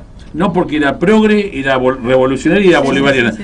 Que se vaya. Creamos el Prosur ahora y el Grupo Lima. ¿Para qué? Para sacarlo a Maduro. ¿Por qué? Porque lo dijeron de arriba. ¿Y de arriba por qué? Por el Fondo Monetario prestó mucha plata. Entonces hay que hacerle caso. Porque si no, alguien me lo saltó la mano. El suelta de sí, pero entonces, Grupo Lima. Ahora digo, yo no paro la pelota un minuto y digo, y la lógica de las instituciones sudamericanas para cuidar el continente y cuidar nuestros recursos y las cancillerías de los países y ponerse a pensar, nadie pensó que hay que sentarlo, en vez de a Maduro rechazarlo y sacarle la silla a su canciller, y echarla, ponerla a sentar a Maduro y a la oposición y decir, señor, si usted no puede resolverlo, nosotros los ayudamos sin inmiscuirnos a resolver el problema, en vez de echarlos, de pelearle con uno, hacerle caso a otro. Digo, institucionalmente, pregunta número uno apenas entramos al programa, ¿cuál es el problema? ¿Es la coyuntura, la política del momento, o es que las instituciones no están funcionando? Y me parece que ahí tenemos otro ejemplo más de ver que las cosas no van por ese lado. Y agrego a todo eso que un problema bastante importante, casi no se habla en la Argentina, entre los que hacen este análisis, es el reconocimiento a esta embajadora de Guaidó. O sea, marca un precedente para la Argentina y que es inédito.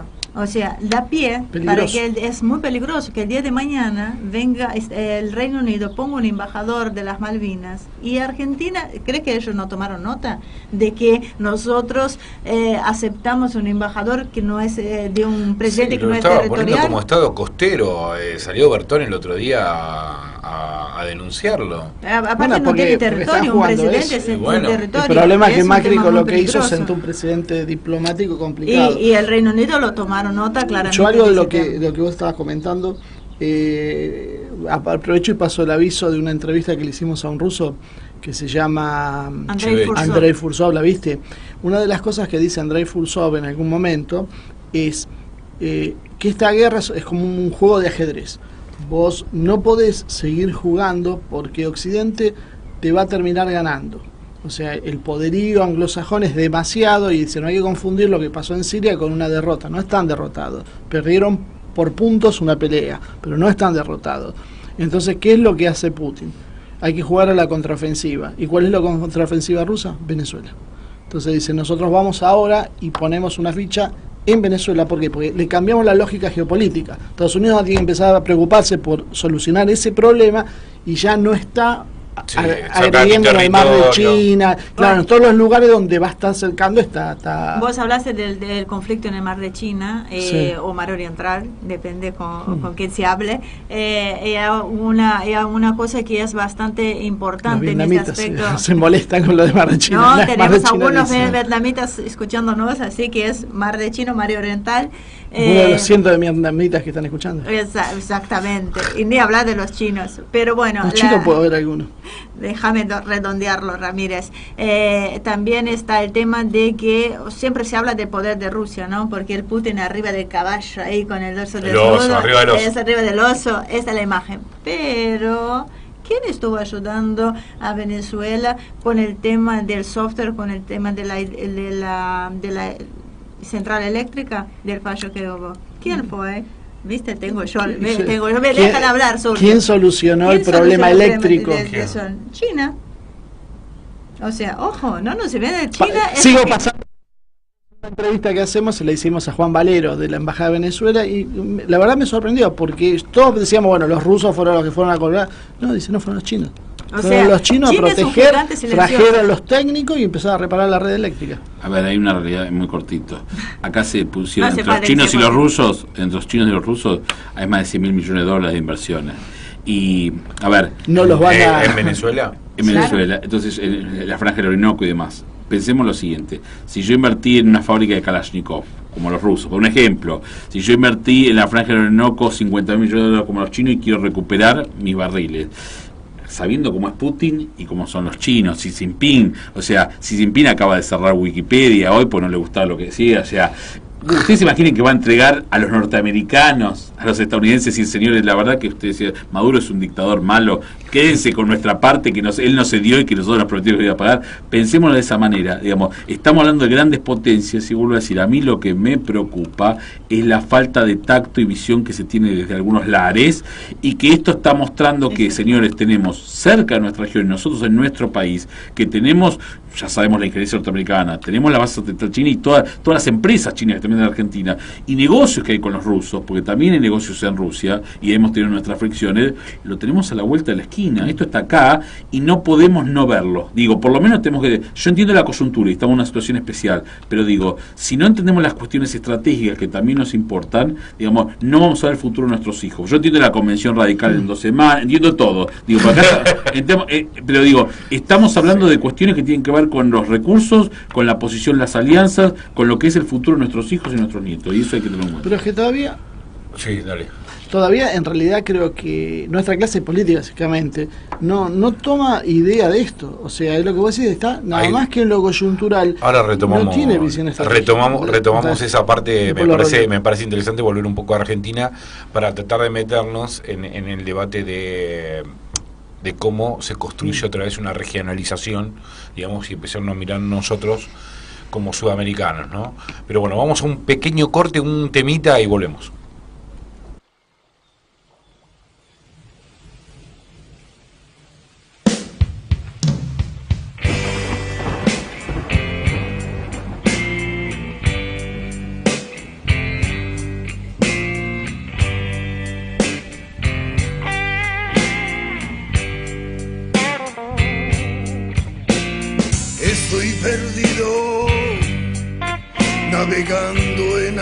salvajes. El humo no me deja ver por dónde vas. Y solo quiero llegar a donde estás, nena.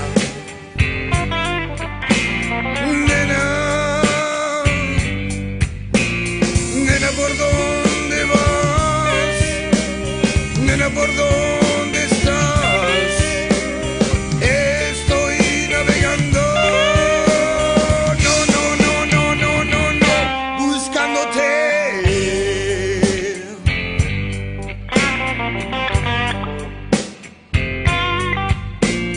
El tiempo pasa y perdido yo estoy. Voy fumando, voy pensando siempre en vos. Y solo quiero llegar a donde estás, nena.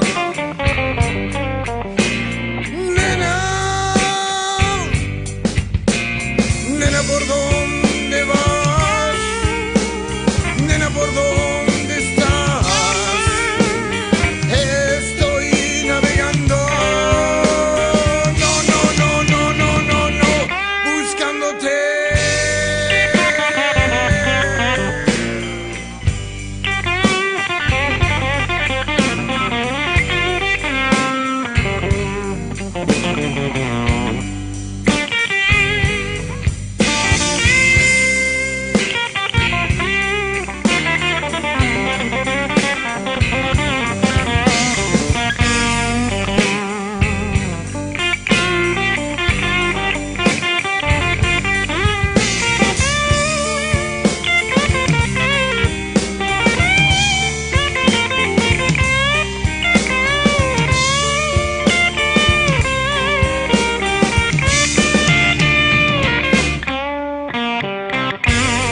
Estoy perdido, navegando en aguas salvajes. El humo no me deja ver por dónde vas. Y solo quiero llegar a donde estás, nena.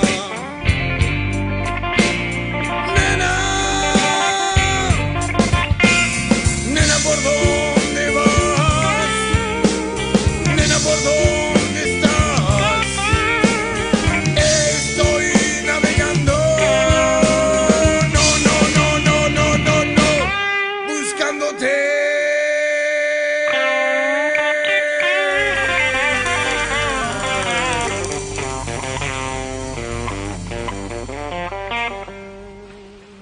Si vas a estudiar un idioma, hacelo con la mejor calidad académica.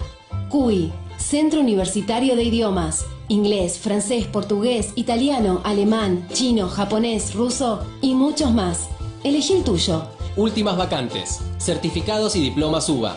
Informes en www.cui.edu.ar o al 53 52 8000. Radio H, donde las paralelas se unen.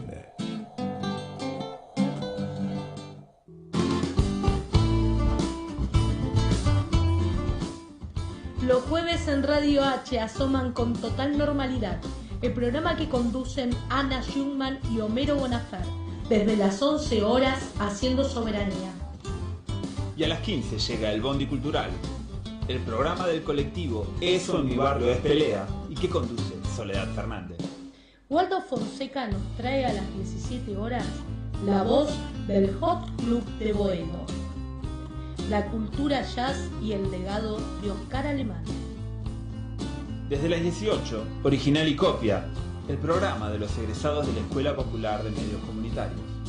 Y a las 20, Gustavo Paura se confabula para hacer Salgan al Sol, con un gran equipo del pensamiento nacional y popular.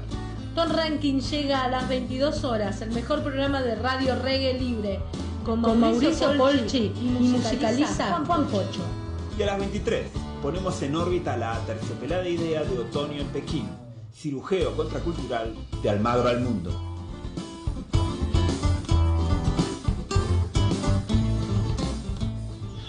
Cuando todos van, Radio H. Cuando todos van, Radio H.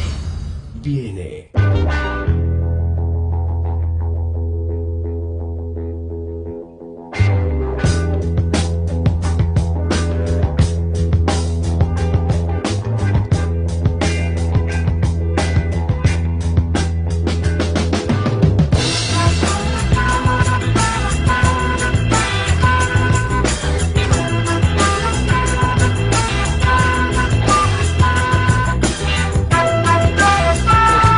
Volvemos aquí en Salgan el Sol, 21 y 26, ya entramos casi la media hora y lo interesante de esto es hablar de la diligencia de mierda que tenemos y el país que no nos dejan vivir, ¿no? Así técnicamente hablando. Así, científicamente lo voy a desarrollar de esa manera. Pablo, ¿cuál es tu opinión? Perdón. No, lo que estábamos hablando recién, la cuestión demográfica, la cuestión demográfica y geográfica. Exactamente.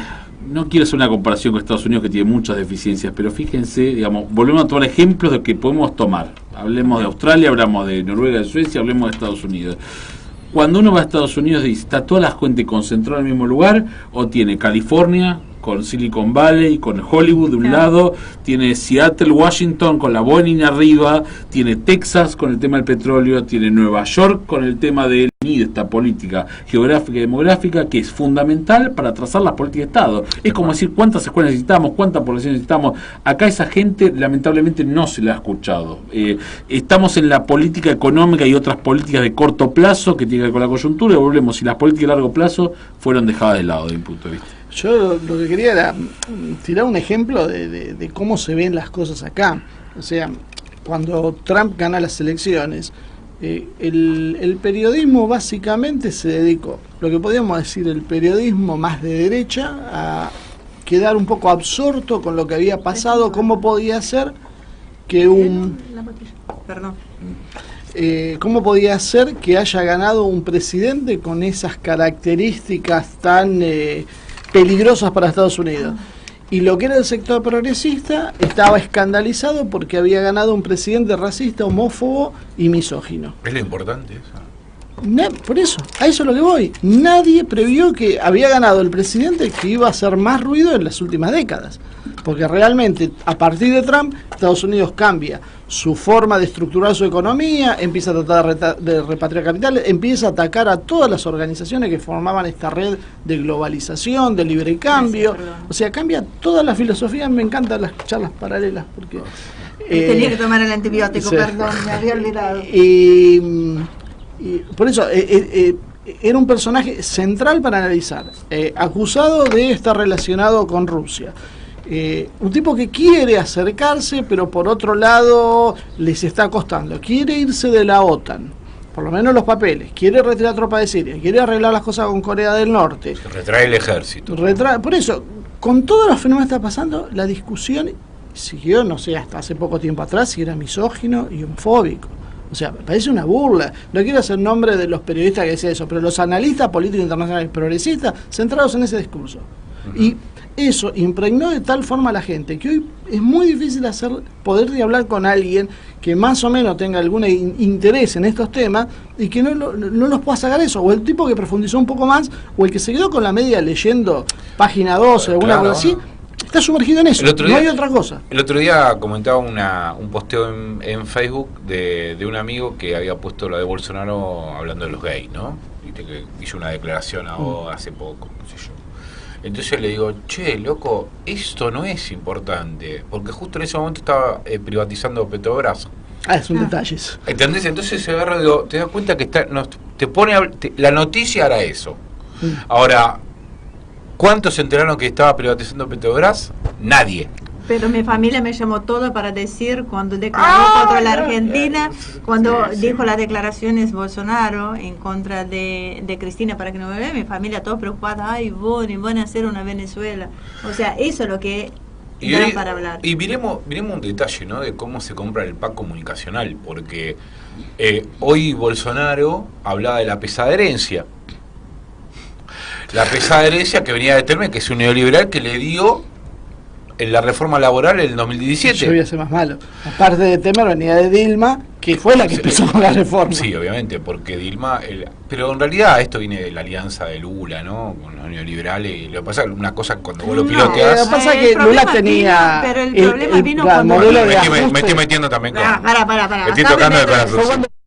Joaquín Levy como ministro de Economía y ahí hicieron tac. Ahí fue donde contra el pensamiento de Lula. La debacle de Brasil vino con el segundo mandato de Dilma, que tampoco supuestamente no era el acuerdo, supuestamente tendría que volver Lula en ese entonces. Bueno, perdió la interna en el partido y vino Dilma. Y Dilma es increíble que Lula, que terminó con un 80% de popularidad, perdió no haya podido interna, volver en ese momento y que hubiese sido otra historia.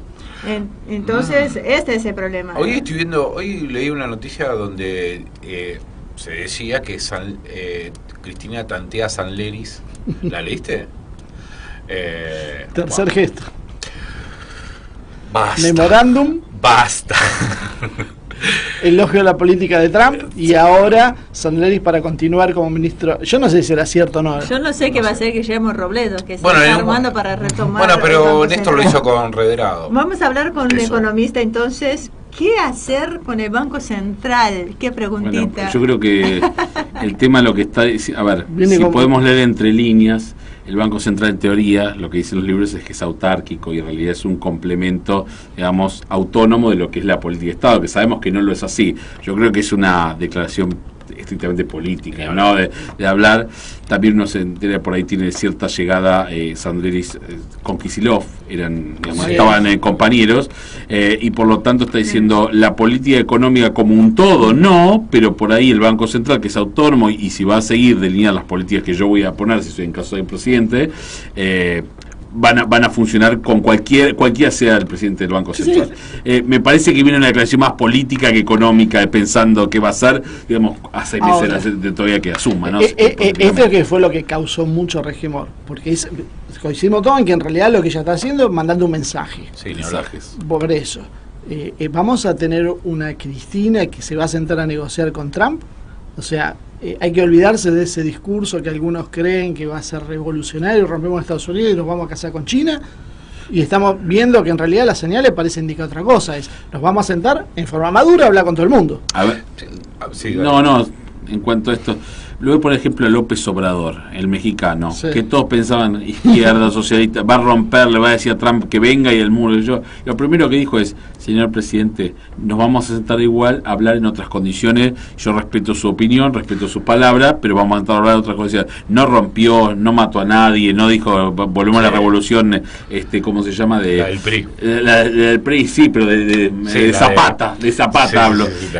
Y me parece que un gobierno, digamos, en este caso opositor de Cristina, digamos, creo que va a ser más pragmático lo que mucha gente, en términos económicos hablo, no más pragmático mucha gente cree, pero sí poniendo ciertas bases y cambiando el tipo de modelo. O sea, el modelo en general. ¿Cómo ves esto como una forma que Trump, porque me dice, ¿por qué dejó hacer tanto al FMI?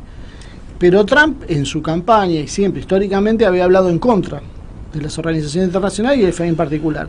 ¿Puede ser que dejó remontar al FMI para después tener la excusa? Trump dice muchas cosas y después hace otras, y después se desdice y vuelve a hacer. Dijo que iba a invadir Corea del Norte y no invadió, después dice que la OTAN son malos, pero en realidad son los aliados contra los rusos. Va bien, entonces no lo escuchemos mucho. Es un negociador. Es un hombre lo que sí, digamos, pero la idea ¿es voltear al FMI y está usando la Argentina para eso? No, esa es la pregunta. A ver, si a mí me pregunta, yo no creo que él lo quiera voltear, él quiere los intereses propios de él y de su electorado. Y no creo, él utiliza el Fondo Monetario, utiliza las herramientas que tiene. A ver, pensemos en Lula el año pasado. Yo lo que creo que lo que le dicen los halcones, pues no creo que entienda mucho, recién está teniendo ahora política exterior, con todo respeto al presidente de la principal potencia del mundo. Los halcones le están manejando las cosas y le han dicho, mira, está Maduro en Venezuela, si gana Lula, que iba primero en las encuestas hace un año, la cosa va mal. ¿Por qué no le das una ayudita, un empujoncito para que Lula vaya preso? Y que es lo que pasó. Y ahí, bueno, tuvo un punto, digamos, no sé si fue él, pero digamos, apoyo. En Argentina vio lo mismo, dijo, si se me cae, pensé que esto empezó la crisis el año pasado, se cae Maduro, cae Venezuela, cae Brasil y cae Argentina, si Macri cae, teníamos, imagínense, Maduro, Lula y Cristina. Claro. Digamos, tenemos una frente progresista en las 3 principales economías de América del Sur. Por lo tanto, yo creo que él juega con ese lado. El Fondo Monetario es una herramienta. Lo que se dice cuando Argentina entra en crisis el año pasado es que lo llaman al amigo Trump y dicen, por favor, ayudado, y él le baja la orden al Fondo Monetario, porque recordemos que el Banco Mundial lo maneja la Unión Europea o Europa, Europa. Y el Fondo Monetario lo maneja Estados Unidos. Pero hay un detalle, ¿cómo se llama? Lindsey es el número 2 del fondo. Sí. Del Lindsey. Bueno, Él dejó sola. busqué la información, no la pude conseguir, pero recuerdo haberlo leído, que él se abre en el momento de la votación, que era, te acordás que era el duro, y le dejó cargar toda la responsabilidad a Lagarde del acuerdo con la Argentina, sobre todo el de soltar los dólares. De hecho sale una nota sobre Lagarde ahora hace 2 días. Y hablando de Por eso, Venezuela, sí, porque están hablando de cómo está temblando. Porque la parte técnica lo ve inviable lo que está haciendo.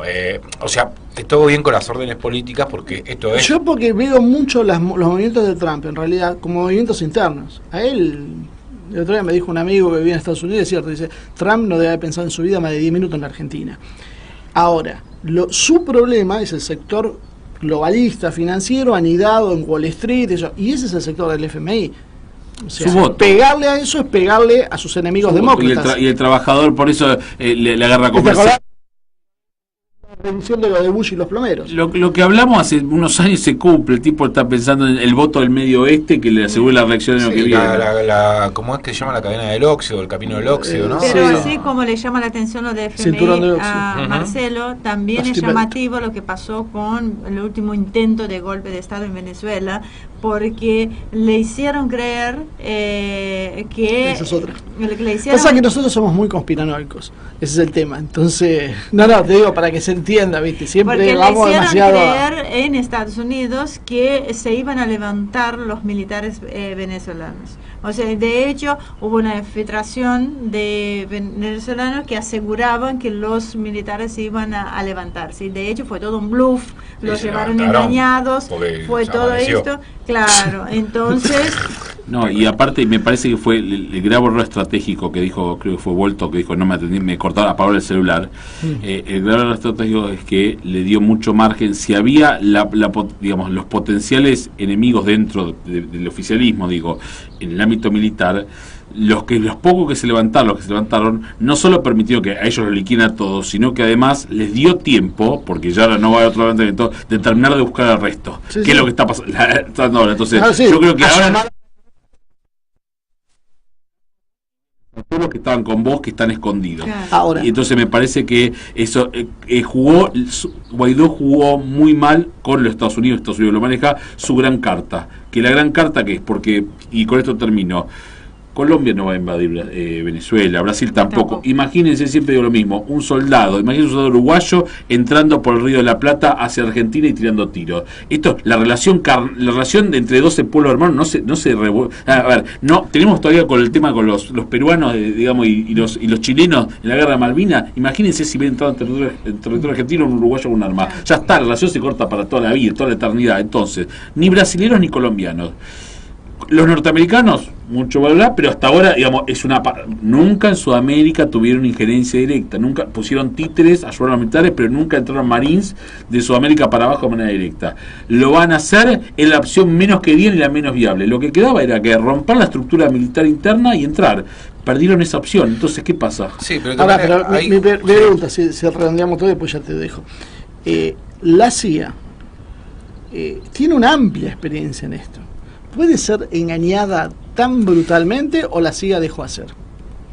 Y ahí vuelvo de vuelta al tema de Trump, que los está usando contra sus enemigos internos de Estados Unidos, porque había bronca, porque fíjate, unos días después saltó a hablar mal de Bolton y de... Sí, porque todos estos juegos, digamos, de la política exterior es más de Obama, de Hillary, ¿no? Más de apoyar de la economía de guerra, digamos. Me parece a mí, ¿no? Que es de la economía imperial, si se quiere. Más sutil. Él viene, claro, el tipo está mirando otra cosa, está mirando hacia adentro, tiene otra concepción de lo que es su país, y está buenísimo. ¿Y ahora qué le sirve más? Yo creo que la invasión no se puede dar por una cuestión, primero por lo que dice el ente, pueblos hermanos se van a disparar, pero además fomentaría algo que ya es un clásico en Latinoamérica, es profundamente el sentimiento antinorteamericano. Hay O sea, en la Argentina debe haber un 70% de gente que si hay que prender una bandera, vamos.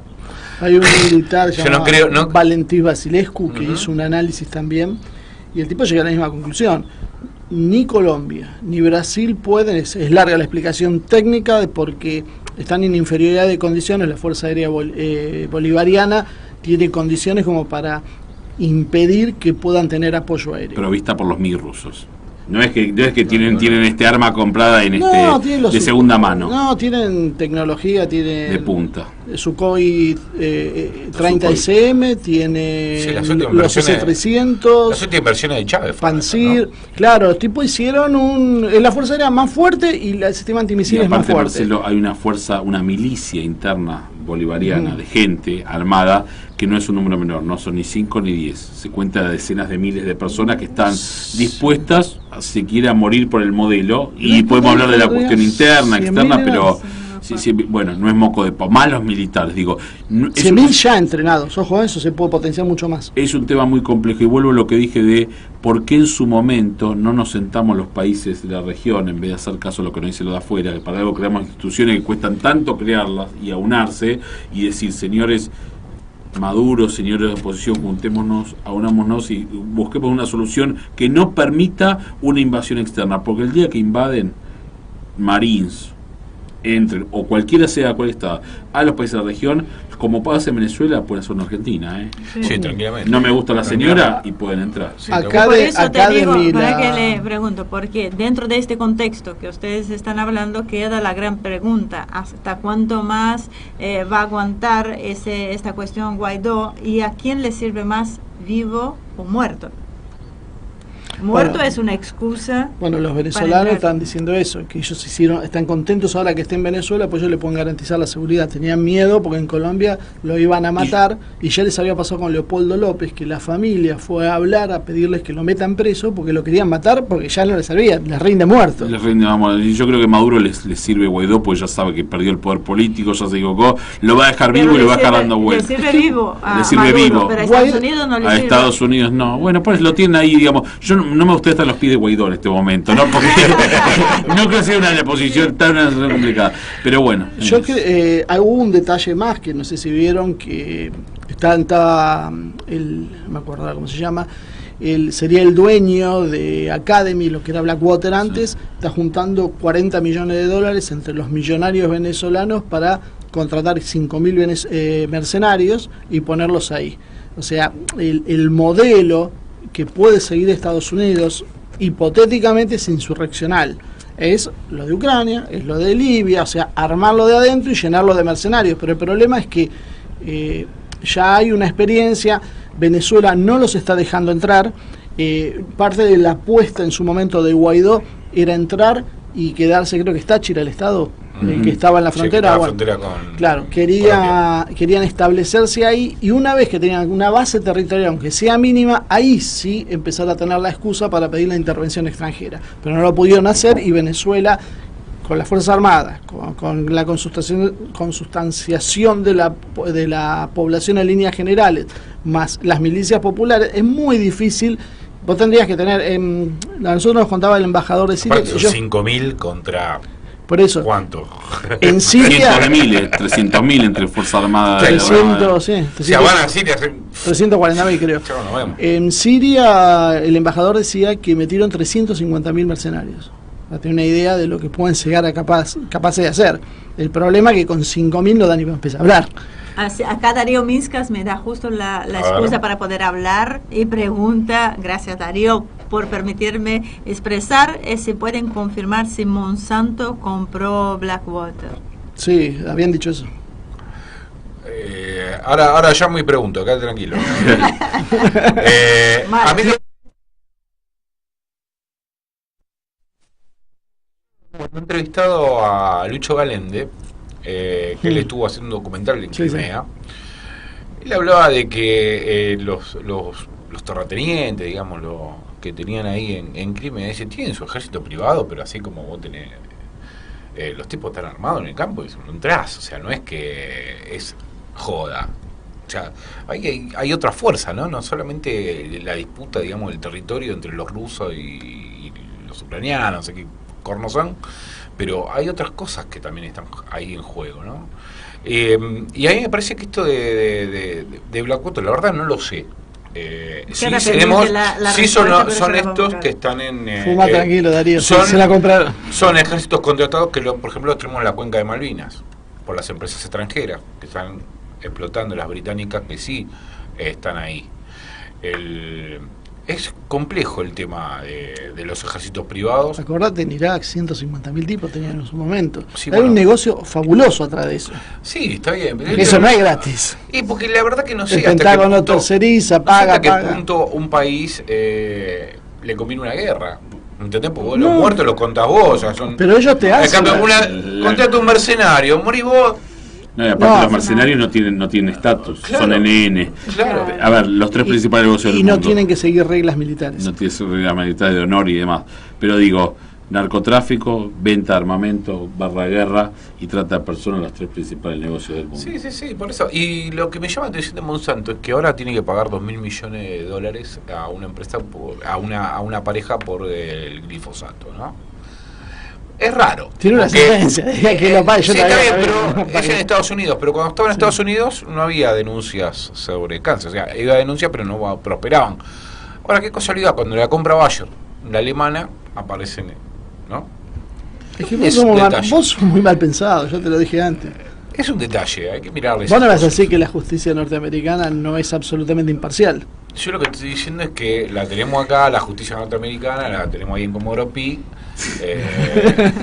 que bueno, así funciona. Una vez un abogado me dijo el punto más importante es de todo un contrato es el punto número 1, que es en donde se va a hacer la disputa, el lugar de disputa.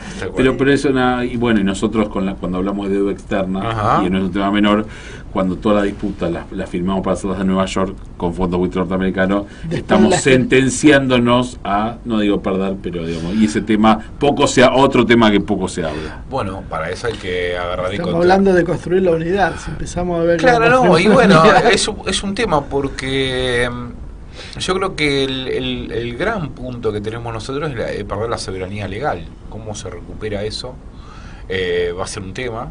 Yo no sé cómo, la verdad. Yo si subiría, yo subo no pago. Así te lo digo. Estaba la idea de repudiar la deuda porque no había sido contraída por el Congreso, pero por los signos que ves, eso, más Kichilov dando vuelta por... Es que nadie da toda la sensación que no se va a... Nadie va a subir diciendo que no va a pagar. Y pero vos te parece que van a pegar un... Y tienen por ahí es algo demasiado sofisticado.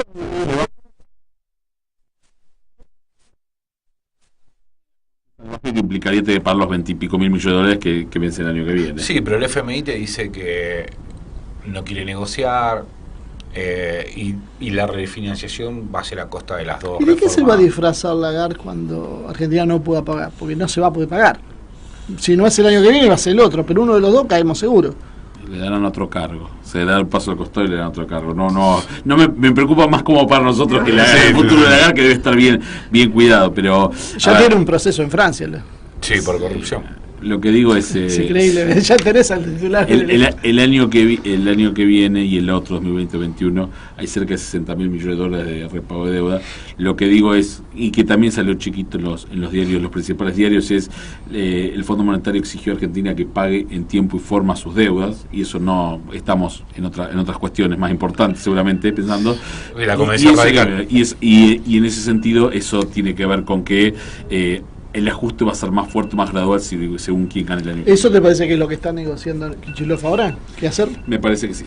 Básicamente lo que me parece es que... Llámalo a Kicillof a ver qué arregló. No, lo que me parece... A ver, me parece que el Fondo Monetario lee la política y quiere hablar con todos los actores de relevancia en caso de que... A ver, el préstamo del Fondo Monetario fue histórico. No es así, a ver, pensemos que los 50 mil millones de dólares no se prestaron todos los días ni a cualquiera. Esto fue un desembolso único, queriendo mostrar, si se quiere, lamentablemente, y nosotros somos lamentablemente los mejores alumnos, o somos los alumnos predilectos del Fondo Monetario para todas las pruebas, digamos... ¿Alumno o cobayo? bueno, lo que sea, pero digamos, nos han prestado un número y el Fondo Monetario en ese sentido no es lo que se juega, sino estamos en una cuestión financiera y geopolítica, porque también nos muestra o quiere demostrar al mundo la estabilidad que puede generar un mercado, tener reservas como para sostener el tipo de cambio. Hay muchas cosas, porque ese tema, entendamos también que estamos viendo cómo se llega a una elección con un tipo de cambio estable para que no se dispare una inflación, porque el que mira análisis financiero internacional le dice, el Fondo Monetario entró a Argentina y el dólar se dispara igual, ¿cómo es el tema? ¿Sirve la plata del Fondo Monetario? Acá se juegan muchas cosas. En el medio estamos nosotros. El tema que yo, y quizás alguno también puede pensar, es la devaluación la va a tener que hacer igual. ¿Cuánto tenemos de reservas líquidas? De verdad, porque yo he escuchado... Y ahora, dicen, por la estabilidad, creo que tenés 10 hoy. Y un poquito más, por ahí 15, entre 15 y 17, pero más allá del número técnico que hay que estar en el Banco Central y ver cosas. Una corrida y bueno, ¿cuánto sacan los depósitos? En estos días el número dice que no fue menor lo que se fue en los últimos 10 días, 2 semanas. Se hace, el préstamo del FMI no está mal. Sí, se fueron 1.000 y pico millones de dólares en las últimas 2 semanas. Lo que pasa que es por goteo. El tema es como pasa en Venezuela. Una vez alguien preguntó, bueno, y la gente venezolana, el tipo va al mercado, para decir no le importa ni a Trump, ni a Putin, ni a nadie. Pero a este ritmo, en 3 meses no tenemos reservas. Lo que nos está pasando a nosotros, me parece que 10.000 millones la estabilidad del tipo de cambio, digamos, en pos de contener la inflación, va en contra, en detrimento de una población que está viviendo una tasa del 70%, de un esquema, un país parado, de la producción. Me parece que ahí está la gravedad de la situación, ¿no? Bajándolo la tierra, porque digamos, lo interesante de la geopolítica y geoeconomía es, estamos ahí, bajemos los minutos raudamente hacia abajo, y me parece que lo difícil de los políticos, y ahí está el tema otra vez, la puja de intereses y cómo nos manejamos, es, señores, bueno, esta es la situación, no podemos volver atrás en la historia. ¿Cómo hacemos para, en este escenario bastante caótico, salir la mejor manera posible, con el que la gente sufre lo menos posible, ¿no? De la mejor manera que sí, es complejo el entramado, ¿no? Porque esto, o sea, prestarle la guita, adelantarle la guita toda a este gobierno. Todos sabemos cómo termina. Uno de los argumentos, sí, ni hablar. Es que devaluar mintiendo igual. O sea, te ajusta el salario, digamos, no hay guita en la calle, pero la emisión la haces igual a través de la LELIC. O sea, esa guita en pesos, en algún momento esa tasa la vas a tener que pagar, porque toda esta guita que estás generando, esa plata termina todo en dólares. O sea, si yo tengo plata en LELIC, ¿yo voy a esperar un cambio de gobierno? Ni loco, cuanto me van venciendo. No, esto vas a una devaluación del 100%. Yo creo que títulos. No sé, pero sí, yo creo que los LELIC, los eso va a un bono. A ver, bueno, sí, y lo tienen los bancos nada más. Sin hablar de Tecnici, que está haciendo mucha plata. Pero lo que digo es, para la gente, el público, el ser humano de a pie, el que está acá, yo creo que una devaluación es inevitable. No hay forma de zafar de una devaluación. No, bueno, yo no, en eso no voy a arriesgar, porque también depende de quién va a ganar y qué tipo, porque también hay que entender que en economía las expectativas juegan mucho, eso también está escrito. Por lo tanto, digamos, dependiendo quién gane y cómo se va a hacer el ajuste y quién, y digamos, vamos a ver, si gana, si se quiere, Cristina Kirchner, si se va a presentar como candidata, la gente va a empezar que va a haber una expectativa positiva, que el mercado interno va a florecer de nuevo, el empresario, por ahí eso va a ser positivo para el empresario, vuelve a invertir, por ahí se empieza a pagar de a poco, por ahí se puede hacer una devaluación más controlada. Digamos, no se puede hacer futurología. Lo que sí digo, que sostener el tipo de cambio, cuando ya la inflación, porque los que sabemos economía entendemos que con una inflación es un retraso cambiario, tener una inflación del 4 o 3% anual, sí, con el dólar planchado a 46, 2 meses, o sea, no hay forma. ¿Y es viable un salariazo, como decía Menem? ¿Algún aumento de emergencia para recrear el hablemos mercado? De la puja de interés de nuevo y quién va a pagar la devaluación. Y bueno, por eso trae el... Suponiendo que gane el gobierno con la Cristina. En una charla de amigos, la pregunta es, nosotros estamos insertados en el mundo y encima los precios tenemos en dólares. O sea que, más que eso no. La pregunta es, ¿cuántos dólares uno ganaba hace 5 o 10 años y que se da cuenta y cuánto le gana uno? Los jubilados están en la mitad, un poco menos. Y entonces ahí tenemos están casi en lo mismo de los 150 pesos de la RUB. O sea que en 20 años no avanzamos nada. No, teníamos un salario casi de $600 promedio Jubilaban industrial. 400 y pico, ¿no? Pero 50, en un momento por ahí. lo dice Roca.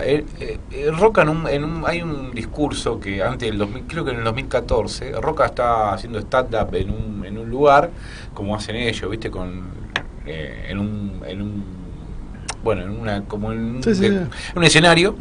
Y Roca dice, un obrero industrial nos cuesta $600, dice, en Brasil vale 300 y en México vale 200.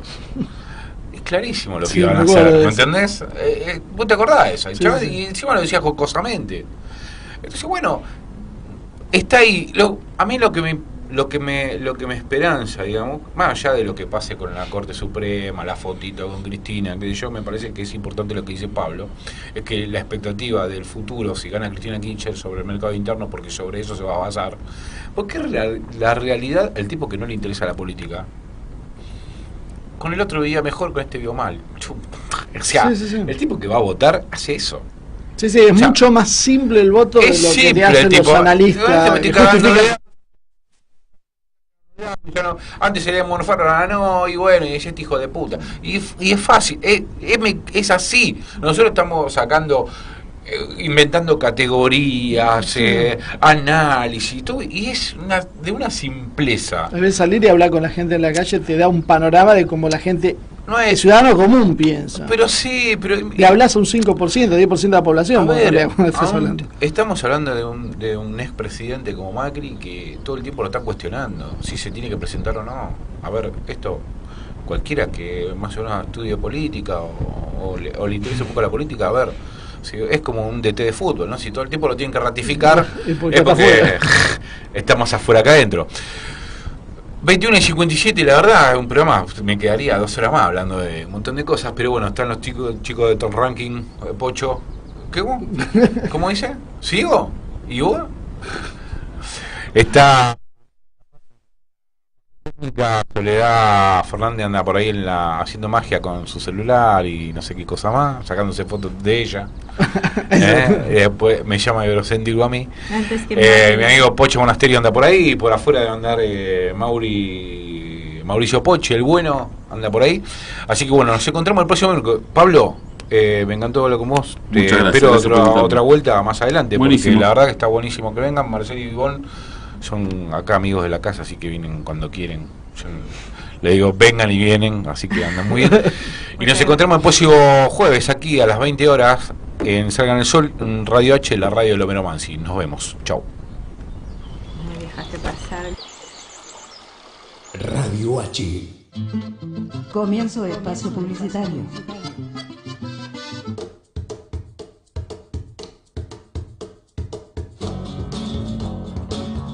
A las 16 despega Continentes y Contenidos, mirando al mundo para interpretar la Argentina, conducido por